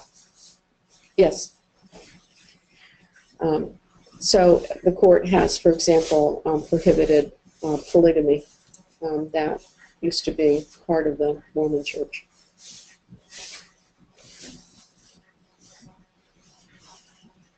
Okay, some other cases that are important. The Smith case, Oregon Employment Division versus Smith, involved a case where the Native Americans employed by a drug rehab center claimed that they had a practice of smoking peyote as part of their religion, and the business denied unemployment benefits because of that practice, because that was misconduct under the business. And the Native Americans challenged that, saying that was an interference with their First Amendment religious practice. And the Supreme Court upheld the business in this instance and said that this was a neutral, generally applicable law, not specifically targeted to this religion, and did not violate the free exercise clause. Well, the Smith case came at a time, I guess, where there was a lot of concern about freedom of religion, and as a result of a number of cases employing these standards, the federal government, the federal Congress, enacted the Religious Land Use and Institutionalized Persons Act, in which the Congress attempted to provide more protection to religious exercise than they felt the Supreme Court was given under their constitutional cases. And the RLUIPA is designed to prevent discrimination against free exercise of religion, and provides that land use regulations in particular, or regulations related to institutionalized persons, prisoners, cannot impose a substantial burden on religious assemblies. And in order to survive a challenge under the RLUIPA, the regulation must be the least restrictive means possible to regulate, and there must be a compelling government interest in regulating. The RLUIPA also requires that religious assembly must be, all religious assemblies must be treated equally and cannot be unreasonably limited. So it's a little bit like adult uses. You cannot prohibit religious assemblies unreasonably within or unequally within your jurisdiction. And like the Federal Fair Housing Act and Americans with Disabilities Act, RLUIPA is an attempt to provide more protection than the Constitution under the Supreme Court case law has provided. Now, what does RLUIPA really mean in practice? One of the early cases came out of City of Chicago, where the city zoning code required a special use permit for the location of churches, and churches claimed that they had difficulty getting permits under this regulation, that they couldn't find many locations, and the restrictions were very complicated under conditional use or special use review. So they sued the city and said that there was a substantial burden. They couldn't prove a compelling government interest here, or they weren't using the least restrictive means. And the court decided, the Supreme Court decided that even under RLUIPA, this was a neutral law of general applicability with a rational basis, that requiring churches or other religious assemblies to undergo conditional use restrictions was reasonable, and treated churches like other religious assemblies. So in this case, RLUIPA was not violated. Go to the next. Let me just mention one other case, though, before we go to Section 3. Because not all cases under RLUIPA are one. I don't think this one's on the slide, but just... there was a case out of Surfside in Florida after the City of Chicago case, in which Surfside was challenged under RLUIPA because it didn't allow religious uses, in this case a synagogue, to locate in its commercial districts, but it allowed other assemblies like the Rotary Club to locate in commercial districts. And the court decided that this was not the Supreme Court, but the lower court, federal court, decided that this was an unequal treatment and unreasonable, and struck down the Surfside ordinance. And that's probably the more typical case that you get, where you have to be very careful about regulating religious uses. Okay. Let Nancy go get something to read first. Yeah. It's time. And then we're going to take a brief little, about 5-minute break or more, because we've got just a little bit over 30 minutes. Okay?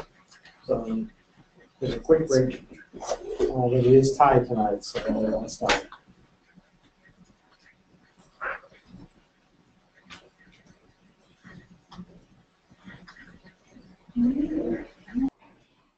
Okay, so we started back up, and we're going to deal with Section 3 on zoning and growth management laws.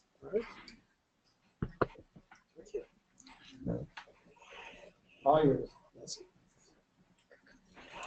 Okay, let's go to the next slide. This is a slide just putting into some perspective the changes in zoning law over different historical periods. The beginnings of zoning in the early 1900s to around the 1970s was really about what, how much, and where growth should be located, with the main concerns being the amount of growth, the gross amount of growth, the placement of growth on property, and control of things like setbacks, height, bulk, that kind of thing. And typically the regulations involved zoning and subdivision and comprehensive planning more and more. And in the 1970s, the regulations started including more issues related to when growth should occur, the timing of growth. And the main concerns, including the traditional concerns of placement and bulk and so forth, started to include the cost and timing of growth. And we'll talk about the Ramapo case. That issue became the subject of litigation. And the typical regulatory tools involved regulations requiring concurrency or adequate public facilities and capital budgeting.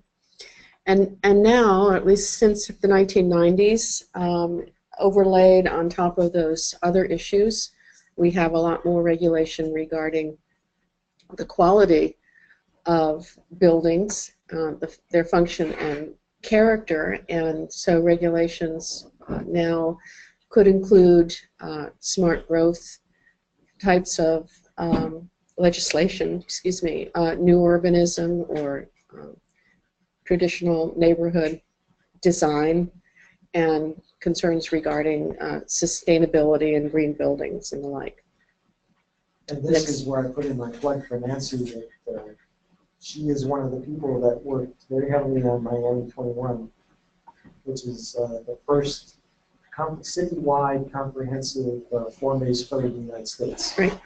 Okay. Mandatory form-based code. Right. And it also won a national. An APA award. Right. So she's one of the authors.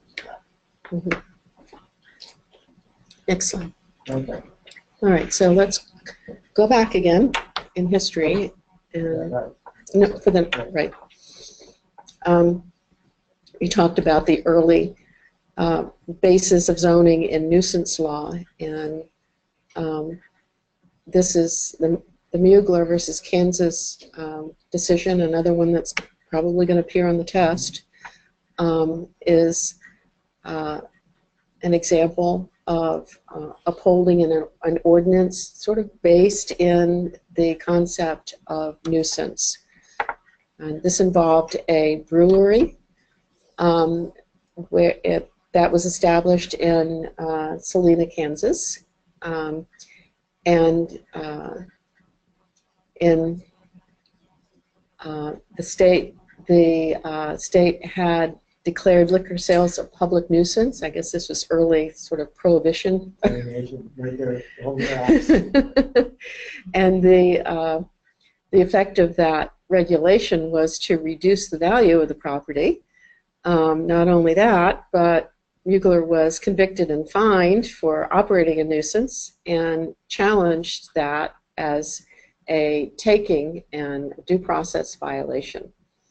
And in this case, the Supreme Court upheld the regulation banning alcohol sales, said that this was the application of the state's police power to prohibit property nuisances and to protect the health, public morals, and public safety, and generally use the concept of nuisance to uphold the regulation here. Okay. And so, later on, a decade later or so, cities are starting to adopt what we know now as zoning regulations, and the zoning regulation of the Village of Euclid was the first case that got up to the Supreme Court, where the Supreme Court upheld the police power to zone property. In this case, it was out of a suburb of Cleveland, where it enacted an ordinance based on the standard planning and the standard zoning enabling acts, and divided property among 3 zoning districts. And in this case, Ambler's property was devalued by, the evidence seemed to indicate, about 75%, and he claimed that it was a taking, it was arbitrary and capricious, and it was a violation of equal protection, even though he had no immediate plans to develop the property. And this is where the Supreme Court said zoning is a kind of economic law, a legislative enactment that will be upheld if it's fairly debatable. All the government has to do is demonstrate a rational relationship between the regulation and the impact on the land. The action, the local law cannot be arbitrary and capricious. And so it upheld the acts, and as a result, local governments felt a lot more free to enact the standard kind of zoning. Now, there was a case that followed in short order where the City of Cambridge enacted a zoning ordinance, and as a result of that enactment, the land surrounding the Ford Motor Company and rail yard was zoned residential, and the landowner's contract to sell the property was canceled. The special master found, in this case, that there was no reasonable use left of the property under the zoning, and the Supreme Court decided that while this was not a taking, that the master's finding of fact was reasonable, and it was a violation of due process. So this was actual zoning, application of a zoning ordinance that was found to be arbitrary and capricious pretty early on. So after these 2 Supreme Court cases, there were very few Supreme Court cases on zoning until the Penn Central case. Okay, let's go into some other growth management cases that really illustrate the second kind of period of growth management. The first one is the Golden versus Town of Ramapo case, a favorite case of test givers. It came out of New York. It was really one of the first cases that held valid and adequate public facilities ordinance. In this case,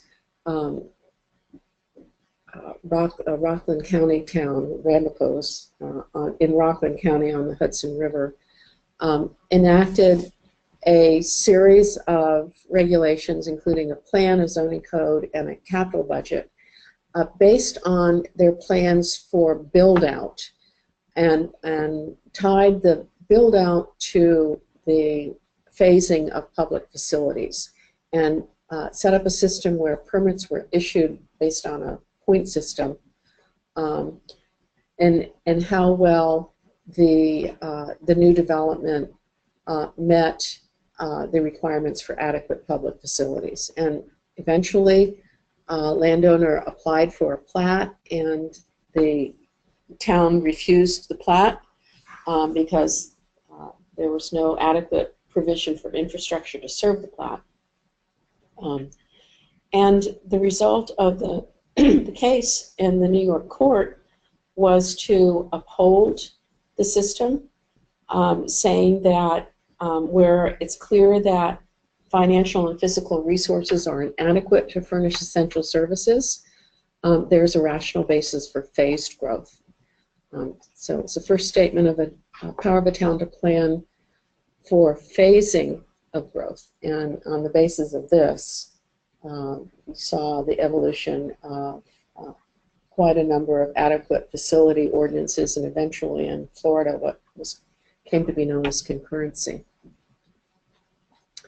Another similar type of growth management system was established in Petaluma, in that it was based on the projection of growth and the rationing of building permits for that growth, and also adopted a growth management boundary, saying that permits would not be issued outside of this this growth management boundary.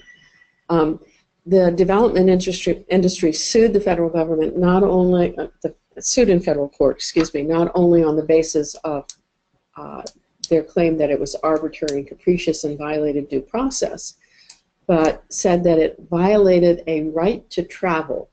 In other words, it made it less likely that persons could move from different areas and travel to live in Petaluma.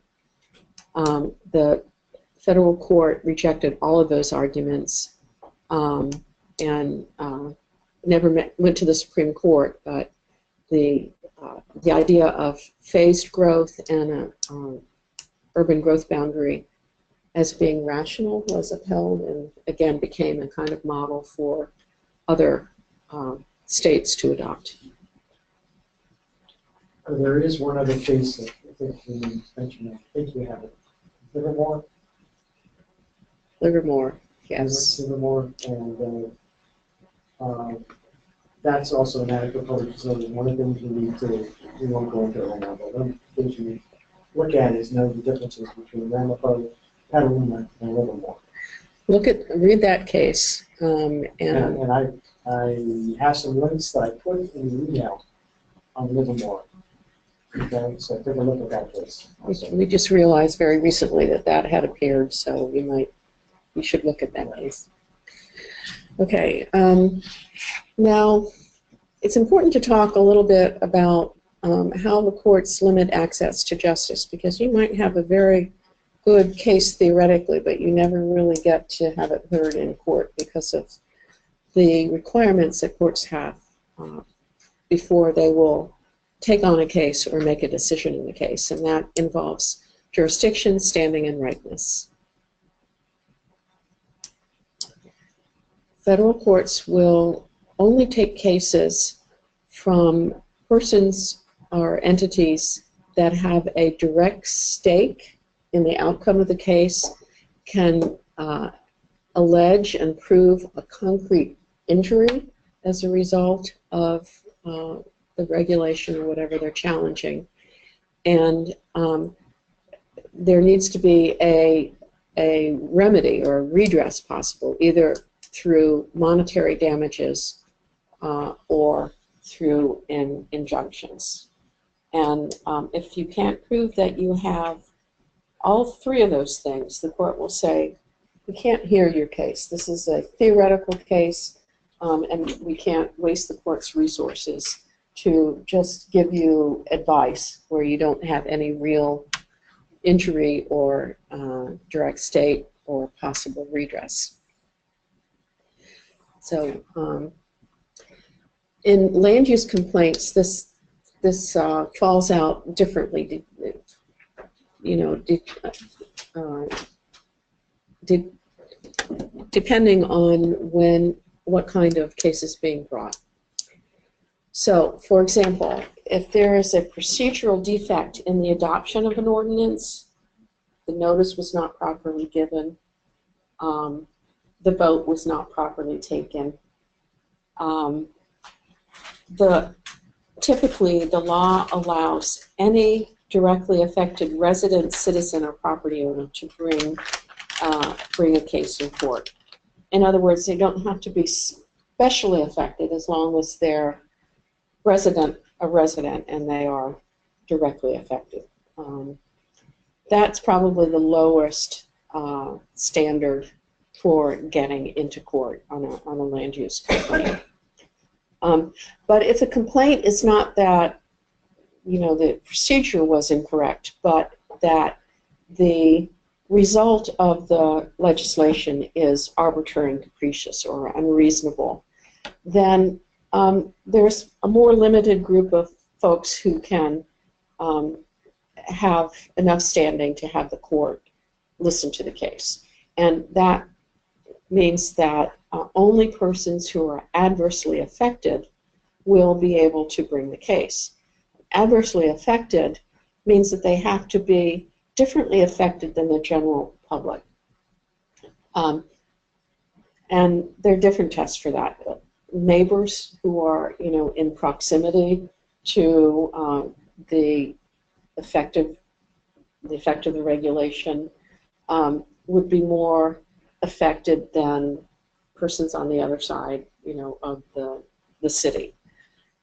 So if a rezoning happens on the lot next to yours, and you can prove that that rezoning adversely affects the value of your property or some other property interest that you have, because you're proximate, you probably have standing to go into court. Now, the redress for unreasonable exercise of legislative authority, generally, unless you're suing on a particular statute that gives you damages, and those are few and far between, what your remedy is to have an injunction against the implementation of the regulation. But even to get that kind of remedy, you have to show that you are specially affected, that you are somehow suffering damages that are different in kind and degree from the community at large. Any taxpayer just can't come in and say, I don't like that rezoning, it just doesn't make sense to me. You have to have a real and special impact. Standing is a judicial concept, but the legislature can define it and provide for more or less standing. And one example of this in Florida, for example, is that standing to sue to enforce the consistency of a development order or a regulation with a comprehensive plan is more broadly given. Because the Community Planning Act says you only have to be adversely affected. Versus if you want to challenge a rezoning because you think the rezoning is arbitrary and capricious, maybe consistent with the plan, but it's still for some other reason improper, then you have more limited standing. So that's one way that courts limit access. The other way is to say that you're bringing the suit too soon or too late. If it's too soon, the courts say the claim isn't right. There hasn't been enough to show that there's going to be a direct impact yet to allow you into court. One of the important cases to know in regard to this concept is the Williamson County case, in which there was a claim of taking and substantive due process violation when the county changed and lowered the density on a particular piece of property, and the bank sued and won on the lower court level, but the federal court said it was too soon to determine whether there was a taking or due process violation because the bank had not exhausted all its local administrative remedies. It can't claim a taking or due process violation on a simple rezoning if it has a administrative process like a variance or some other remedy that would give it the ability to go forward. It has to show that it has exercised that and been denied, and then the court will let the plaintiff in. Also, in the case of the inverse condemnation or takings claim, it's very important that this case decided that before you can go into federal court to seek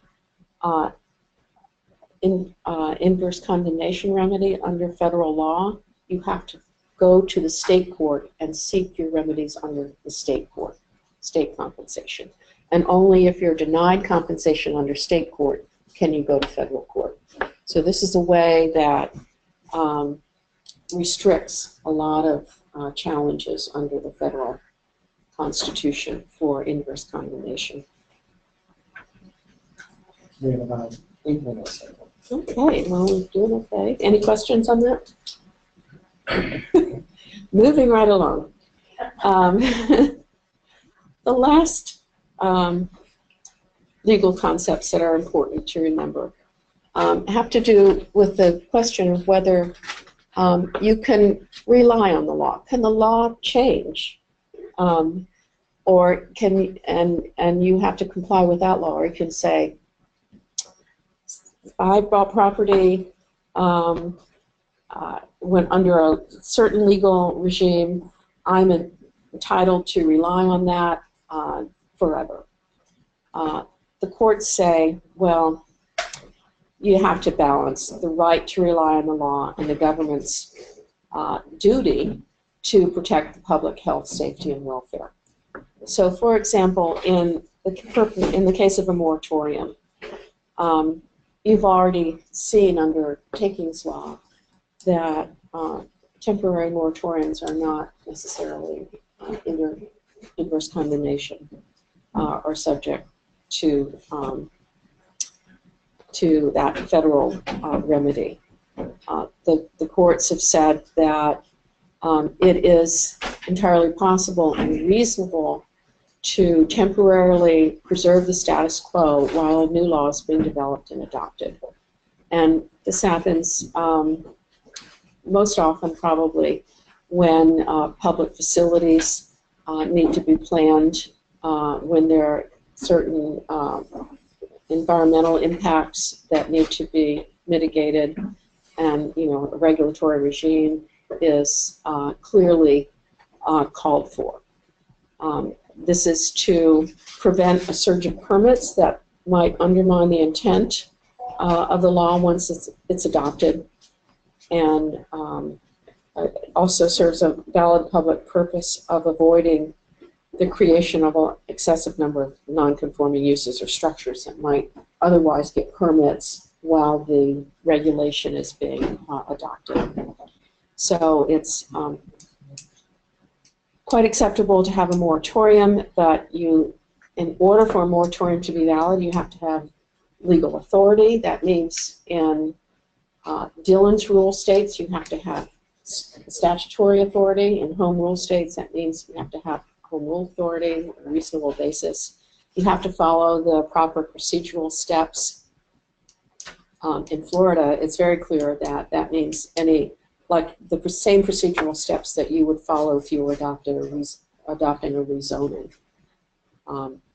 And you have to show that you are doing this in good faith. You're not targeting any particular project. that the moratorium is of limited duration, the duration that's necessary to do the work, and you have to act promptly to adopt the new regulations. You just can't adopt moratorium after moratorium after moratorium. Okay, let's go on to the next. And then there's a circumstance where maybe there's not a moratorium, there's just the enactment of a regulation that changes the regulatory regime on your property. Can government enact new regulations and restrict you? Yes, they can. Courts can't stop government from governing, but they have the power to examine the fairness or equity of the exercise of that power in individual cases. And this is the concept of governments can be equitably stopped from adopting regulations in certain circumstances. Landowners likewise can have vested rights in permits under certain circumstances, and these are all factually based. You have to look at the individual facts of each case to determine whether the government regulation stands. And it's a test that asks, has the property owner relied in good faith on an existing permit or existing regulation? And has that property owner made such a substantial change in its position, including incurring extensive obligations and expenses, that it would be unjust to make that property owner subject to the new regime? So relying in good faith on a government act or omission, making a substantial change in position, and basically how inequitable or unjust is it? So this kind of case arises in all different kinds of fact situations, including a permit that is revoked. That happens, and in Florida courts that has been upheld, where the property owner has sat on the permit, not used it, not made any expenditures. There are circumstances where government has been equitably stopped, where a landowner has relied on the probable instance of a permit, issuance of a permit, where the government has said, met with the property owner and said, yes, we think this is a good project, we'll change our zoning for you, and the property owner goes forward and does all sorts of, makes expenditures and reliance, and then, as one Florida court has said, the government pulls the welcome mat from under him. That can be a violation of vested rights. A permit issued in error cannot be the basis of a vested right. Reliance on a non-enforcement of a code violation is also not generally a basis for a vested right. So, general rezoning or planning of land, adopting a zoning map, very rarely results in a vested right. Simply having a zoning is usually not enough to vest property. Government can come in and rezone the property as long as they can meet these other tests. Zoning in progress or moratoria is one instance, one way to avoid equitable estoppel claims, because that gives the notice to the property owner that something is changing, so it cannot rely in good faith on the existing regulation. Okay, are we done? This is the last one. Okay, so nothing lasts forever. Government can retroactively apply new rules. Rarely, but as long as they meet the vested rights statutes. Again, the legislature can enact legislation to define vested rights, to change the standards, to broaden the standards. Development agreements are kind of process that allows government to establish rights by contract, typically to agree with the developer who's developing a phased project that the regulations will stand as they are when they enter into the contract for a certain period of time, and the property owner can rely on those regulations even if they change because they have a development agreement. But development agreements cannot substitute or really be, in essence, contract zoning. Government cannot sell zoning and say, you give us so much money, we will give you zoning. There always has to be a substantial public purpose for the zoning, and not simply a quid pro quo. Okay. That's your introduction to planning law. In time. And there will be questions that I'll put on the FTP site once it's back up and running, as well as other materials. But this gives you a good basis for answering the law questions and understanding principles of law, which is another section that will be applying it. We'll have somebody come in and talk about zoning and comp plans and plan making types of things, and then tie that together. But the other thing you can do is go back and look at the past testing comments and see the types of things they had issues with. Then maybe touched on law, but usually the law cases themselves is pretty well covered what we need to know. There'll be one exception that I think we're going to need to probably add a little more to talk about that a little bit, because that's come up. And that's just my fault for not getting out there. So no class next week, all right, because of the APA conference. Then we'll have class the following week. Susan, do we have confirmed what the topic's going to be? No. No. Okay. So we will send out an email when we get back about what the topic or topics are going to be. Okay. Good luck, everybody. Study hard. Thank you so much. Thank you. This is a great course. People have a lot of success if they stick to this course. So good We luck. had the people that used this class in the spring were 34 out of 39. Okay. So that's the remote people plus the people in the class itself. There were 34 out of 39. And go to those Saturday classes, Unfortunately, they're going to be cut back on time a little bit. The boot camp. Unless Susan finds another place. I'm working on finding. Okay, I'm going to sign off because we have to get everybody out.